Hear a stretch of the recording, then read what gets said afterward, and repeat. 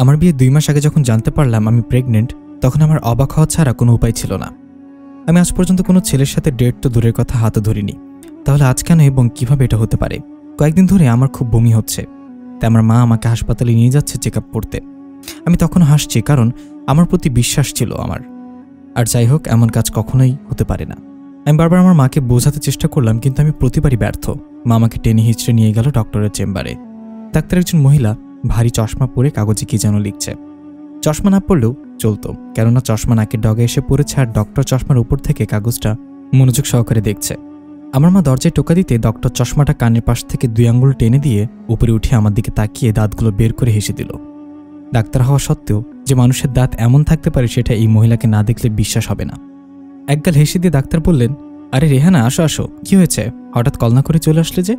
মা ভীষণ ব্যস্ত ভঙ্গিতে উসখুস করতে লাগলেন। ডাক্তার ভুরকুচকে আবারও জিজ্ঞাসা করলেন, কি হয়েছে রেহানা? Anything serious? মা লাফিয়ে উঠে ফিসফিস করে বলতে লাগলেন, ইয়েস ডাক্তার, ভেরি সিরিয়াস। আমি কি করব বুঝতে পারছি না। এবার ডাক্তার একটু হেঁটে এসে বসলেন, খুক খুক করে 2 একবার কাশি দিয়ে বললেন, শান্ত হও রেহানা, কি হয়েছে বলো তো আমাকে। না বললে কিভাবে বুঝবো আমি? আর আমি না বুঝলে সমাধান দিব কিভাবে? আমি আম্মু চেয়ারের পাশে দাঁড়িয়ে আছি বিরক্তির ভঙ্গিতে। এই ডাক্তার মহিলাকে আমার বরাবরই অসহ্য লাগে। এই মহিলা এত কথা পেঁচায় বলে আমি এনার আশেপাশে আসি না। ডাক্তার আমাকে উদ্দেশ্য করে বললেন, রোজা, তুমি দাঁড়িয়ে আছো কেন? বসো এখানে। আরও কিছু বলতে যাওয়ার আগেই মা ডাক্তারকে ধমক দিয়ে বললেন, ওর সাথে কি কথা বলছেন ডাক্তার? ও একটা অপয়া, ওর সাথে কথা বললে আপনি অপয়া হয়ে যাবেন। এবার আমার খুব রাগ হলো। মা হয়েছে বলে কি যা খুশি তাই বলতে পারবে? আমি কিছু বলে ওঠার আগেই ডাক্তার কৃত্রিম রাগ নিয়ে বললেন, ও কি রেহানা, এমন বলছো কেন? ও তোমার মেয়ে, শত খারাপ হলেও সে তোমারই মেয়ে, এটা তোমার মাথায় রাখতে হবে। এই প্রথম ডাক্তারকে আমার ভালো লাগলো। মা কিছুক্ষণ চুপ থেকে খপ করে ডাক্তারের হাত দুটো ধরে বলল, ডাক্তার, আপনাকে একটা কথা বলি, প্লিজ মাইন্ড করবেন না। আমি খুব বিপদে পড়ে আপনার কাছে এসেছি। আমি অন্য ডাক্তারের কাছেও যেতে পারতাম, কিন্তু আপনি আমাদের ফ্যামিলিগত ডাক্তার, তাই আপনার কাছে আসাটাই বেস্ট মনে করেছি। ডাক্তার এবার চড়াও হয়ে বললেন, আহা বলোই তো, কি হয়েছে? এমন কথা পেঁচানোর কি আছে? মা ডাক্তারের কানে কাছে মুখ নিয়ে বললেন, আমার মেয়ে প্রেগনেন্ট ডাক্তার। ডাক্তার বললেন, তোমার মেয়ে প্রেগনেন্ট? কই, আমাকে তো বিয়ের দাওয়াত দিলে না? আর বিয়ে তো দূরে, আরও 2 মাস পর হওয়ার কথা ছিল না? মায়ের এবার কাঁদো কাঁদো অবস্থা, যে কোনো সময় বর্ষণ হবে। সেটাই তো ডাক্তার, আমার মেয়ের বিয়ে হয়নি এখনো, কিন্তু আমার মনে হচ্ছে আমার মেয়ে প্রেগনেন্ট, অনেক আগে থেকেই প্রেগনেন্ট। ডাক্তার চিন্তিত মুখে আমাকে বললেন, রোজা মা, তোমার এসব কি বলছে? আমি বিরক্ত হয়ে বললাম, আমার মায়ের কথা একদম কানে নেবেন না, আপনি তো জানেন আমি কেমন। আমার কয়েকদিন ধরে খুব বমি হচ্ছে, তাই আমার মা ভাবছে আমি প্রেগনেন্ট। আমি মায়ের দিকে নজর দিতে দেখতে পেলাম মা আমার দিকে রক্ত চক্ষু নিয়ে তাকিয়ে আছে, মনে হচ্ছে এখনই গিলে খাবে আমায়। যা হোক, আমি চলে গেলাম চেক আপ রুমে। ডাক্তার বেশ কয়েকবার ধীরে সুস্থে চেক আপ করলেন। বেশ কয়েক মিনিট বসে থাকার পর রিপোর্ট আসলো আমাদের হাতে। ডাক্তার অনবরত ঘামছে, পান খাওয়ার ফলে ঠোঁটের 2 পাশ থেকে পানের পিক ঘুরিয়ে পড়ে শুকিয়ে গেছে। রিপোর্টে আমার হাতে দিতে মা রিপোর্টটা ছৌ মেরে নিয়ে গেলেন। রিপোর্টটা উল্টে পাল্টে দেখে হু হু করে কেঁদে দিলেন মা। আমি তাড়াতাড়ি রিপোর্ট নিয়ে তাতে চোখ বোলাতে লাগলাম। আমি তাজ্জব বনে গেলাম। ডাক্তার এবার আমার মাকে বললেন, রেহানা, তুমি একটু বাইরে যাও তো, আমি রোজার সাথে একটু কথা বলবো। মা কোনো কথা না বলে আঁচল মুছে গুজে হালকা স্বরে হু হু করতে করতে বেরিয়ে গেলেন। ডাক্তার আমাকে রয়েস হয়ে প্রশ্ন করলেন, রোজা, কোনো ভয় নেই তোমার? আমি তোমাকে জিজ্ঞাসা করবো না তুমি কার সাথে কোথা থেকে কি করেছ, আমি শুধু তোমাকে জিজ্ঞাসা করব বাচ্চার বাবাকে। ডাক্তার, আপনি তো আমাকে চেনেন তাই না? আমি কোথাও কিছুই করিনি। আমি বুঝতেই পারছি না এটা কিভাবে হলো। দেখো রোজা, তুমি কারোর সাথে কিছু না করলে এই রিপোর্ট তো আসতো না, তাই না? আন্টি, আপনার রিপোর্টে কোনো ভুল নেই তো? না, আমি বেশ কয়েকবার চেক করেছি। আন্টি, এটা কিছুতেই হতে পারে না। হয়েছে, এটাই হয়েছে। যদি তুমি কারোর সাথে কিছু নাই করে থাকো, তবে বাচ্চা কোথা থেকে আসলো, তাও 6 মাসের? আচ্ছা, এমন নয় তো তুমি কোনো পার্টি কিংবা অনুষ্ঠানে গেলে, ওখানে গিয়ে তুমি অতিরিক্ত ড্রিঙ্কস করে ফেললে, আর সেই সুযোগে আন্টি আমাকে কখন আমার মা শপিংয়ে পর্যন্ত যেতে দেয়নি। কলেজে গেলেই নিজেই নিয়ে যেত, আবার নিয়ে আসতো। সেখানে রাত বিরাতে কোনো পার্টিতে? ইম্পসিবল। আর আমার কোনো অনুভূতি হচ্ছে না আমি প্রেগনেন্ট। দেখুন, আপনি বলছেন 6 মাসের বাচ্চার বয়স, অথচ আমার পেট যেমন তেমনই। হঠাৎ দরজা ঠেলে মধ্যবয়স্ক একজন লোক চেম্বারে ঢুকলো। চুল দাড়িগুলো কাঁচা পাকা এলোমেলো হয়ে আছে। তার উপর কতদিন হলো চুল কাটে না কে জানে। এই লোকটার ডাক্তারের অ্যাসিস্ট্যান্ট। বেশ কয়েকদিন ধরে তিনি আমার মাকে আমাকে নিয়ে বিয়ের প্রস্তাব দিচ্ছেন। আমাকে বলেছে অনেকবার, আমি কড়া কথা শুনিয়ে দিতাম। এতক্ষণ দরজার আড়াল থেকে আমাদের কথাগুলো আড়ি পেতে শুনছিল। ডাক্তার আমাকে বললেন, রোজা, বাসায় যাও, আমি পরে তোমাদের বাসায় গিয়ে কথা বলে আসবো। আমি মাকে নিয়ে রিক্সায় উঠলাম। আমার মা আমাকে শক্ত করে ধরে রেখেছেন। তিনি থরথর করে কাঁপছেন, আমি কাঁপছি না। আমি অনুভূতি শূন্য হয়ে গেলাম। কয়েকটি প্রশ্ন আমাকে কুরে কুরে খাচ্ছে। কে সেই লোক? কে বাচ্চার বাবা? কিভাবে এগুলো হলো? আমি আর ভাবতে পারছি না। আর না, রিক্সায় বসে মায়ের কাঁধের উপর লুটিয়ে পড়লাম আমি। শুনতে পাচ্ছি মা আমাকে ডাকছেন। আমি সাড়া দিতে পারছি না। যখন চোখ খুললাম তখন আমি আমার রুমে। বাইরে লোকজনের চেঁচামেচির আওয়াজ শুনতে পাচ্ছি। মা বলে কয়েকটা ডাক দেওয়ার পরেই মা রান্নাঘর থেকে ছুটে এলেন। বললেন, রোজা, একদম বাইরে যাবি না, দরজা খুলবি না, দরজার ওপাশে অনেক লোকজন। আমার আসার আগেই ওই ডাক্তারের অ্যাসিস্ট্যান্ট পুরো মহল্লাতে জানিয়ে দিয়েছে বিষয়টা। পাড়ার সবাই ক্ষেপে আছেন। বাড়িওয়ালা এসেছিলেন, আমাদের ঘর ছাড়তে বলে গেলেন। আমি বলেছি কাল পর্যন্ত সময় দিতে।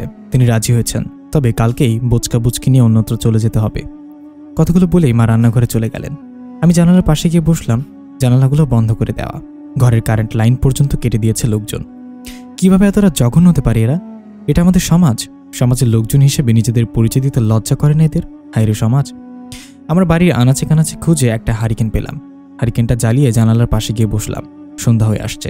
সমাজের লোকজন নিজের ঘরে চলে গিয়েছে। আবার অপেক্ষা করছে কোথায় কার ছেলে মেয়ের নামে কি ওঠানো হয়েছে সেটার জন্য। আমি জানালাটা হালকা করে খুলে দিলাম। মৃদু বাতাস আসছে জানালা থেকে, তার সাথে অতি পরিচিত একটা সুগন্ধ।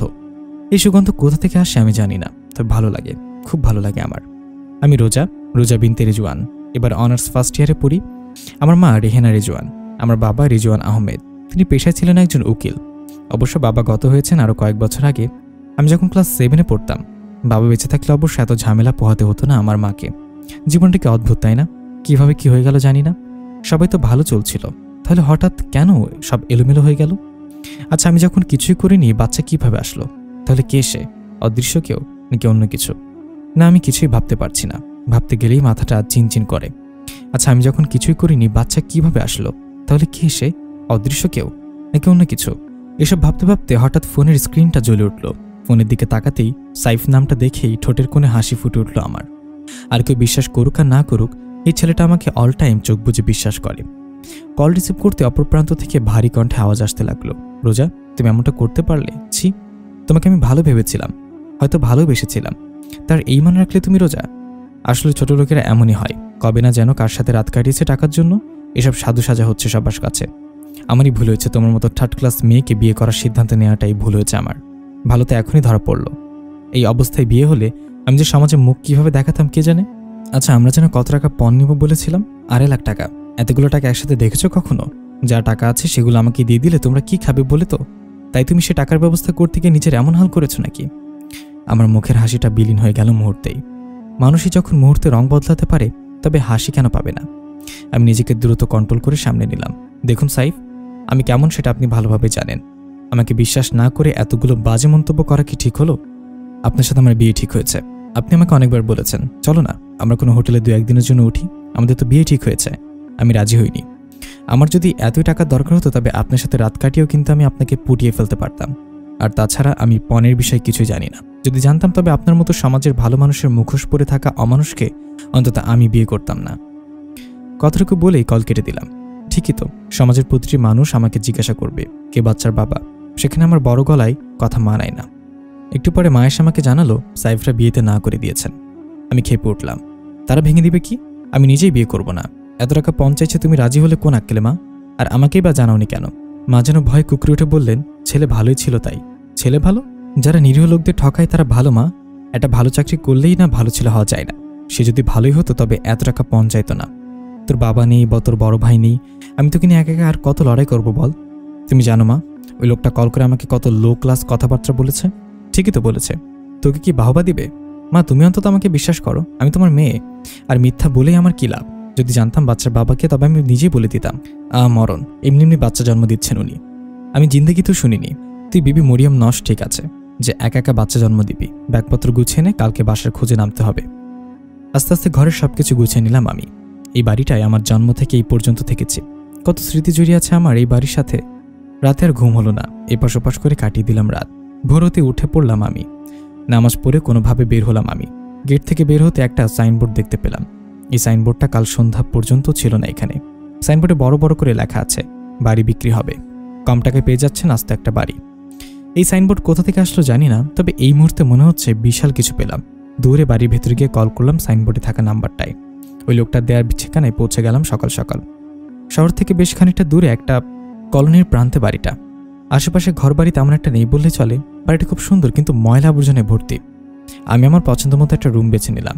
রুমে আমার জিনিসপত্র রেখে পরিষ্কার করতে লেগে গেলাম। রুমের পর্দা সরিয়ে দিতেই দেখতে পেলাম ব্যালকনি। ওকে দিতেই দেখলাম কে যেন দাঁড়িয়ে আছে সামনের দিকে তাকিয়ে। ভালো করে তাকাতেই দেখলাম কেউ নেই। ভাবলাম হয়তো মনের ভুল। একটা ঝাঁটা নিয়ে পুরো ঘর পরিষ্কার করলাম, তবুও কেমন যেন অদ্ভুত অদ্ভুত লাগলো বাড়িটা। দেয়ালে শ্যাওলা জমে আছে, কত বছর আগের বাড়ি কে জানে। মাঝে মাঝে মনে হয় বাড়িতে আমরা ছাড়াও আরও কেউ আছে।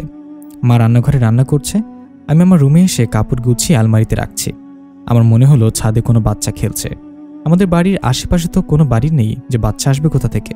আমি ভয়ে ভয়ে ছাদে গিয়ে এদিক সেদিক তাকালাম, দেখলাম কেউ নেই কোথাও। ছাদে এখনও ওঠা হয়নি আমাদের, তাই ছাদ পরিষ্কার করাই লেগে গেলাম। আমাদের কলোনির কেউই এই বাড়ির আশেপাশেও আসে না। কেউ কেউ বলে এখানে ভূত থাকে, কেউ কেউ নাকি এসব দেখেছে। অবশ্য আমি এসব বিশ্বাস করি না, তবে ভূত ঠিকই ভয় পাই। সবার সাথে তাল মিলিয়ে ভূতের ছবি দেখে রাতে কম্বলের নিচ থেকে মাথাও জাগাতে পারি না। ভাবলাম ছাদে কিছু ফুলের টব এনে রাখবো, আর ভালো লাগছে না এমন বোরিং লাইফ। বাড়িতে কেউ নেই, মা আছেন। তার আশেপাশে গেলেই জিজ্ঞাসা করে বাচ্চার বাবাকে। আমি কি করে জানবো বাচ্চার বাবাকে? আমার তো কিছুই ফিল হচ্ছে না আমি নাকি মা হচ্ছি। আর এখনো বিয়ে করলাম না, সংসার হলো না, অথচ আমি মা হচ্ছি। মাঝে মাঝে ভাবতে গেলে হাসি পায়, আবার খারাপও লাগে। ছাদে সন্ধ্যা পর্যন্ত বসেছিলাম আমি। মা মাগরিবের আজানের সাথে সাথে ডাক দিলেন। আমি ছাদের দরজা ভালোভাবে লাগিয়ে দিয়ে আমার রুমে আসলাম। ঘুটঘুটে অন্ধকার। এই বাড়ির একটাই সমস্যা, কারেন্ট নেই। কারেন্ট ছাড়া কি থাকা যায়? বাড়ির পেছনে বিশাল একটা দিঘি আছে। যাইনি অবশ্য, শুনেছিলাম এই বাড়িতে আসার সময়। একটা লোকের কাছে জিজ্ঞাসা করতেই সব বলে দিল। আমি অন্ধকার হাতরে হারিকেন জ্বালিয়ে দিলাম। উঠানে থাকা কল থেকে উজু করলাম। চারিদিকে থমথমে ভাব। ভয়ে দৌড়ে আমার রুমে চলে আসলাম। জায়নামাজ বিছিয়ে নামাজে দাঁড়ালাম। কিছুক্ষণ পর একটা অদ্ভুত সুগন্ধ নাকে আসতে লাগলো। এটা সেই গন্ধ যেটা আমি সবসময় পাই। কোথা থেকে আসে আমি আজও জানতে পারিনি। নামাজ শেষ করে বিছানায় গা এলিয়ে দিতেই সুগন্ধটা খুব গাঢ় হতে লাগলো। প্রশান্তিতে চোখ বুঝলাম আমি। কখন যে ঘুমিয়ে পড়লাম জানি না। ঘুমিয়ে দেখতে পেলাম আমি একটা অচেনা রাস্তায় হাঁটছি, আর মনে মনে বলছি, কে বাচ্চার বাবা? আমি বাচ্চা রাখবো না, যার পরিচয় আমি দিতে পারছি না।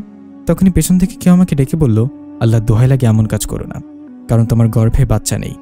আমি পেছনে তাকিয়ে তাকে ডাকছি, কিন্তু সে ফিরছে না, উল্টো পথে এগিয়ে যাচ্ছে। আমি ছুঁতেও পারছি না। আমি তাকে প্রশ্ন করলাম, কে কে তুমি? দেখা দিচ্ছ না কেন? সে বলল, সঠিক সময় আসুক, আমি নিজেই তোমার সামনে আসব। তুমি আমার, তুমি আমার, তুমি আমার। তুমি আগেও আমার ছিলে, এখনও আমার থাকবে। ঘুম থেকে লাফিয়ে উঠে বুকে কয়েকবার থুতু দিলাম আমি। ছোটবেলায় দাদুর কাছে শিখেছিলাম ভয় পেলে বুকে থুতু দিতে হয়। অভ্যাসটা এখনও গেল না। হারিকেনটা নিবু নিবু করছে। খুব রাগ হলো বাড়িটার উপরে কারেন্ট নেই তার জন্য। মাকে ডেকে আমার স্বপ্নের কথা বললাম। মা আমাকে কষিয়ে দুটো চড় মেরে দিলেন। মামাকে ধমকে বললেন, তোকে আমি এখনো কিছু বলিনি, তার কারণ হলো প্রথমত মানুষের মধ্যে ছিলাম, বলার সুযোগ পাইনি, আর দ্বিতীয়ত এখানে আসতে অনেক সময় লেগেছে। এখন আমার জিজ্ঞাসা করার সময় হয়েছে, আর তুই বানিয়ে বানিয়ে বলে দিচ্ছিস যা খুশি তাই। তোকে নিয়ে যে আমার এমন দিন দেখতে হবে কল্পনা করিনি। যদি জানতাম জন্মের পরেই তোকে গলা টিপে মেরে ফেলতাম। জন্মের সময় আমার অন্য মেয়েটা মারা গেল, তার বদলে তুই মরতে পারতি না? আমি সমাজে মুখ দেখাতে পারছি না, একটা অপয়া অলক্ষ্যে পেটে ধরেছিলাম আমি। তুই মর, কোনো পোলারে বাঁচানোর জন্য তুই এমন করতেছিস। আমি গলা ধরে মাথার নিচের দিকে তাকিয়ে আছি। হ্যাঁ, আমার মরে যাওয়াই ভালো। এমন অভিশপ্ত জীবন না রাখার থেকে মরে যাওয়াই ভালো। কিন্তু ওই স্বপ্ন, ওই রহস্য, না, ওই রহস্য আমাকে জানতেই হবে। কে ওই লোকটা? আমার সাথে যা হয়েছে হয়েছে, কিন্তু ওই রহস্য আমাকে জানতে হবে, বেঁচে থাকতেই হবে। কিন্তু ওই স্বপ্ন, ওই রহস্য, না, ওই রহস্য আমাকে জানতেই হবে। মা যাওয়ার পর অনেকক্ষণ কাঁদলাম। কিছুক্ষণ পর খাবারের জন্য ডাক দিল, কিন্তু খাবার খেতে মন চাইছে না। যার এত বড় সমস্যা তার এত খাওয়া দাওয়া, হেসে খেলে বেড়ানোর সময় মানায় না। তাকে তো থাকতে হবে শুকনো মুখে, না ঘুমিয়ে চোখের নিচে কালি পুড়িয়ে ফেলতে হবে, যাতে লোকে দেখে একটু সহানুভূতি দেখাতে পারে। আমার এই সহানুভূতিগুলো দেখতে খুব ভালো লাগে। চোখ মুছে ওয়াশরুমে গেলাম চোখে মুখে পানি দিতে। গিয়ে দেখি পানি নেই। মা টের পেয়ে বললেন, বাসায় পানি নেই, নিজের কাজ নিজে করতে শিখো, আর আমাকে জ্বালিও না বাবু। আমি জোরেশোরে একটা দীর্ঘশ্বাস ফেলে বেলকুনিতে গিয়ে দাঁড়ালাম। বাইরে খুব সুন্দর জ্যোৎস্না, চাঁদের আলো যেন খেলা করছে। এই বদ্ধ রুমটাতে থাকতে আমার একদম মন চাইছে না। ফোনটা হাতে নিয়ে ছাদে গেলাম। চাঁদের আলোতে ছাদের শ্যাওলা জমে থাকা বালিগুলো চকচক করছে। ফোন অন করে দেখলাম 3% চার্জ। আশেপাশে কোনো বাড়ি নেই যে তাদের থেকে চার্জ দিয়ে আনবো। এই মুহূর্তে রাগ জিত কিছুই হচ্ছে না আমার। অডিও প্লে স্টোরে গিয়ে একটা গান প্লে করে চুপচাপ এক কোণে বসে পড়লাম। আমি পারিনি তোমাকে আপন করে রাখতে। গানটা গুনগুনিয়ে গাইছি আমি। স্বপ্নের কথা আসতেই আজকের ঘটে যাওয়া স্বপ্নের কথা মাথায় আসলো। আচ্ছা, আমি যদি সত্যি মরে যাই তাহলে কি ওই লোকটা আকাশ আমাকে খুঁজবে? লোকটাকে কেন যেন খুব ভালো লাগছে। হঠাৎ চোখ পড়ল ওই দিঘিটার দিকে। কি সুন্দর নীল পানি, তার উপরে চাঁদের আলো পড়ায় আরো মনোমুগ্ধকর হয়ে উঠেছে। আমি কি একবার যাব? এত রাতে যাওয়া কি ঠিক হবে? এই অদ্ভুত জায়গায় এত সুন্দর একটা দিঘি, দিঘিটার টলটলে পানি আমাকে খুব করে টানছে। যাই না, গিয়ে হাত মুখ ধুয়ে আসি। যেভাবে সেই কাজ। গান অফ করে সিঁড়ি বেয়ে উপরের দিকে উঠলাম। দৌড়ে বাড়ি পেছন থেকে দিঘিটার সামনে গিয়ে দাঁড়িয়েছে। আমি আকাশে পা দুটো ছড়িয়ে ঘাসের ওপর বসলাম। এক হাত দিয়ে একটু একটু করে পানি স্পর্শ করছি। হঠাৎ সেই অদ্ভুত সুগন্ধটা নাকে এসে ঠেকল। এক অজানা ভালো লাগা কাজ করতে লাগলো। আমি পাজামা একটু উঠিয়ে পা দুটো পানিতে ডুবালাম। কি ঠান্ডা পানি, শির দ্বারা খাড়া হয়ে গেছে। আমি পানি নিয়ে খেলছি, হঠাৎ পানির উপরে লেখা দেখলাম, এই সময় বাইরে আসা উচিত না তোমার। আমি আর কত সেফটি দিব বলো তো? তোমার আগেও বুদ্ধি হয়নি, এবারও হলো না। যাও ঘরে যাও, টেবিলের সামনে যাবে আগে, মনে থাকে যেন। পানির উপরে থাকায় পড়তে অসুবিধা হচ্ছিল আমার, তাই লেট হলো পড়তে। তাই আবার সে লেখাটা উঠল। আমি উর্দু ভাষায় কিছু লিখিনি, খাঁটি বাংলা ভাষায় লিখেছে। এখনো কি করছে? এখানে যাও, রুমে যাও। আমি একটু ভড়কে গেলাম। অভিমান হলেও কেন যেন আমাকে বকছে। আসুক সামনে। কার সাথে অভিমান করেছে আমি? কে সে? কে লিখল অমন করে? বাড়ির দিক থেকে দেখা গেল একটা হারিকেনের আলো আসছে। এই ভরা জ্যোৎস্নায় কোন কানা যে হারিকেন নিয়ে হাঁটে? আজব, এখানে তো আমার ছাড়া কেউ না। আসতে পারে মা? মা মা কাছে এসে কিছু বলতে যাবে, তখনই আমি মায়ের কাঁধে চোখ বুজে ঢুকে পড়লাম। নইলে এতগুলো কথা শোনাতো আমাকে। যাই হোক, আমাকে রুমে শুইয়ে দিয়ে মা নিজের রুমে চলে গেল। আমি চুপি চুপি উঠে হারিকেন নিয়ে টেবিলের কাছে গেলাম। একটা কাগজ ভাঁজ করা টেবিলের ওপর কাগজ খুলতেই কাটা কাটা অক্ষরে দেখতে পেলাম, প্রিয় ইকরা। মরার কথা কেন বলো তো? তুমি একবার মরেও কি শান্তি পাওনি? আর কত কষ্ট দেবে বলো? তাহলে এত কষ্ট করার জন্য করলাম আমি? তোমার মাকে নিয়ে যদি বেশি সমস্যা হয় তবে বলো, আমি তোমার মাকে কিছু করে দিই। তবু তুমি এমন সিদ্ধান্ত নিও না প্লিজ। তুমি কি চাও আমাকে জানাবে। ইতি, তোমার চাওয়া। চিঠি পড়ে হতবাক আমি। কি হচ্ছে আমার সাথে? কে সে? আমার সাথে কেন এমন হচ্ছে? আমি কি কোনো ঘরের মধ্যে আছি নাকি স্বপ্নে? আমি পাগল হয়ে যাব। কারা এরা? না, আমাকে ভয় পেলে চলবে না। রহস্য জানতেই হবে আমাকে। আমি মরে গেছি? হোয়াট? তাহলে আমি কে? আত্মা? ছি, এ কি বলছি এসব? না, কাল ভাবা যাবে সবকিছু। এখন ঘুমাতে হবে আমার। কাল সারা রাত ঘুমাইনি। আজ না ঘুমালে অসুস্থ হয়ে যাব। আমি ঘুমিয়ে পড়লাম। খুব সকাল সকাল আজানের সময় ঘুম ভাঙল আমার। আশেপাশে কোনো মসজিদ নেই, কিন্তু আজানটা খুব জোরে শোনাচ্ছে। মনে হচ্ছে এই বাড়িতে বসেই কেউ আজান দিচ্ছে। অদ্ভুত কিছুই না, অনেক কিছুই ঘটছে আমার সাথে। এটা তো সামান্য ব্যাপার। ভয় পেলে চলবে না রোজা। Strong, be a strong. Wait, 1 minute. চিঠিতে লেখা ছিল ইকরা। আমি তো রোজা। ইকরাকে? দূর, আগে নামাজ পড়ে নেই। আমি ওয়াশরুমে গিয়ে দেখি পানি আছে। চুপচাপ উজু করে যায় নামাজ বিছিয়ে নামাজে দাঁড়ালাম। এবারে সেই একই ফিলিংস, মনে হচ্ছে পেছনে কেউ নামাজ পড়ছে। আমি সালাম ফিরে পেছনে তাকাই দিয়ে দেখি কেউ নেই। গোলমেলে লাগছে, অনেক গোলমেলে লাগছে। আমার শেষমেশ ভূতের বাড়ি আসেনি তো? কিন্তু এসব তো আমরা ওই বাড়ি থাকতেও ঘটছিল। প্রথমে ইচ্ছে করেই আমার প্রেগনেন্ট হওয়া, তারপর এই বাড়িতে আসা, সব অদ্ভুতভাবে এগোচ্ছে। আমি আমার পেটে হাত রাখলাম।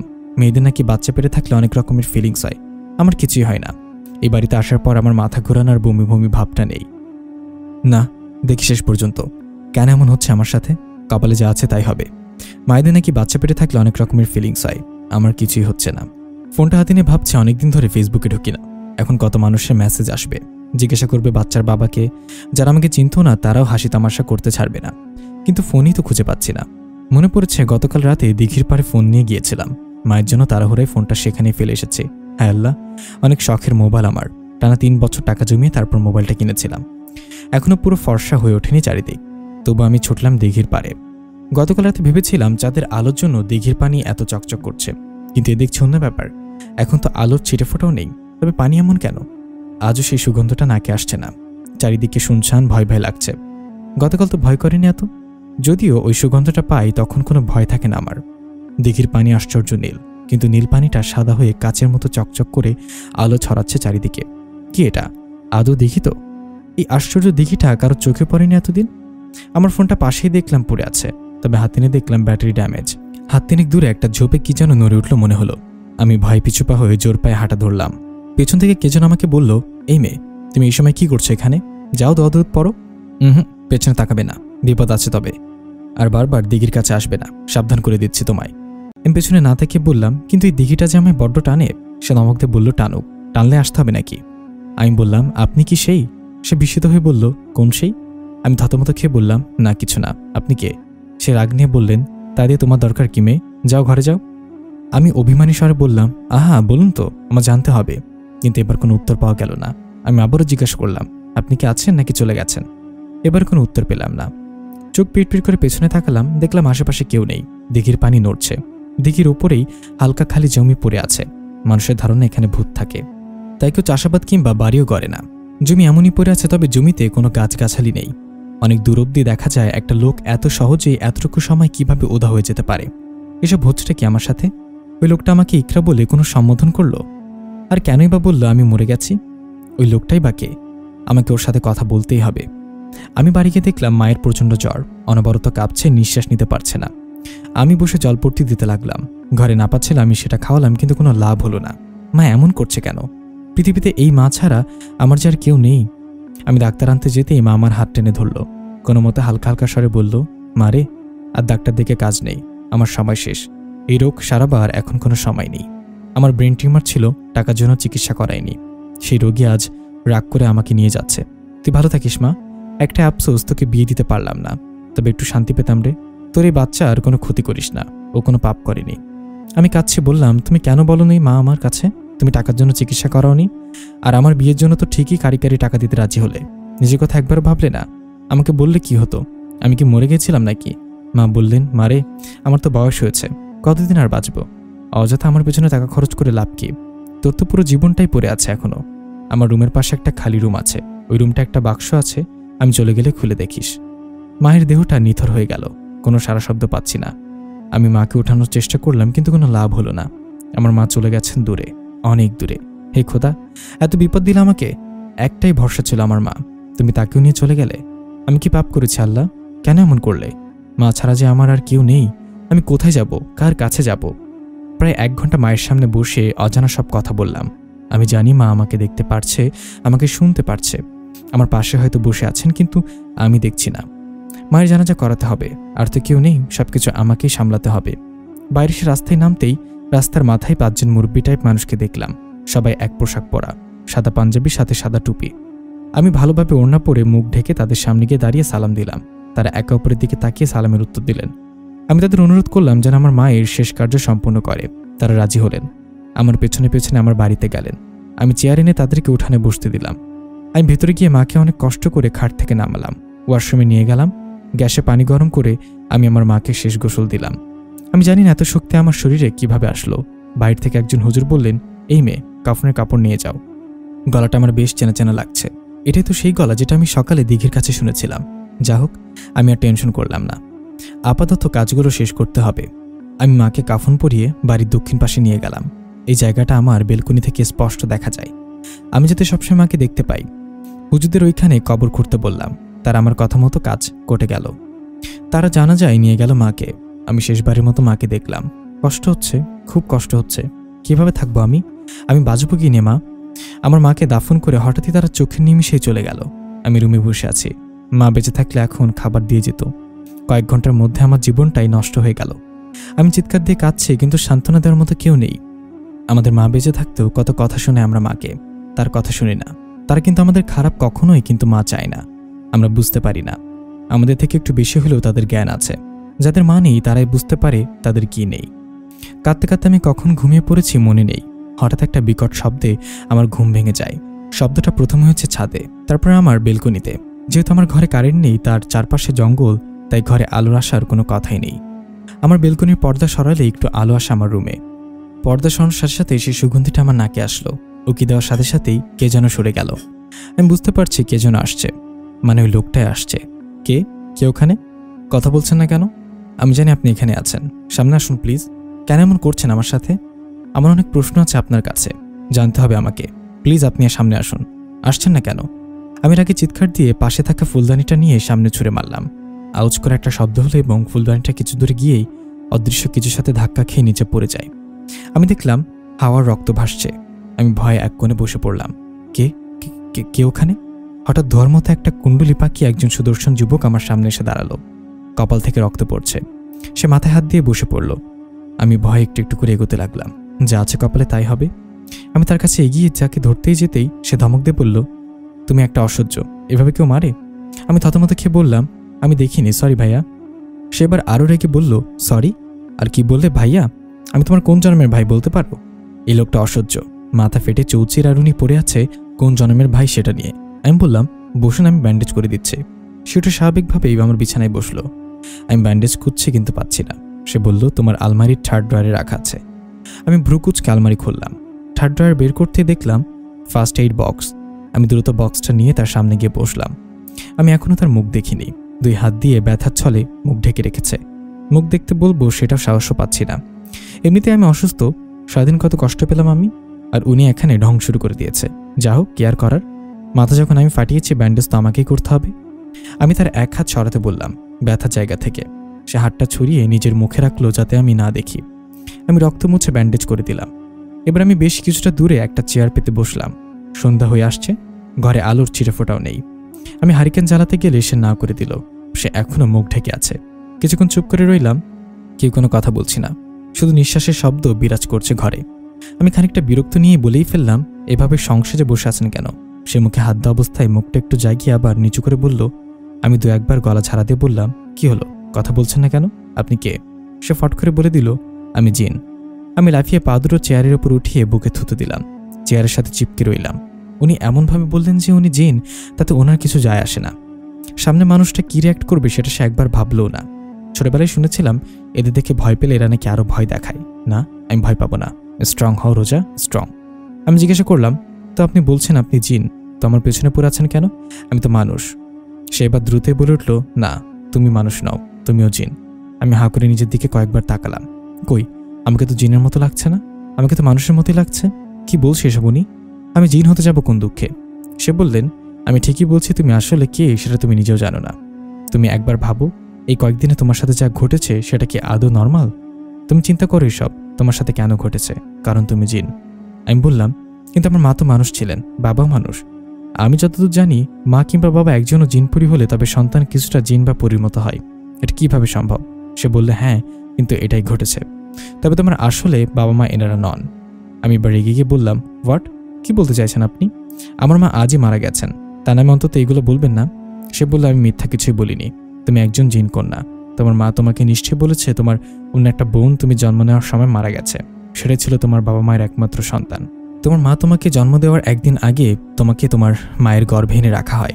তাই তুমি এটাই জানো যে তারাই তোমার বাবা মা, কিংবা তোমার পরিবার জানতো তুমি তাদের মেয়ে। আমি শুকনো কণ্ঠে বললাম, আপনি এত কিছু কিভাবে জানলেন?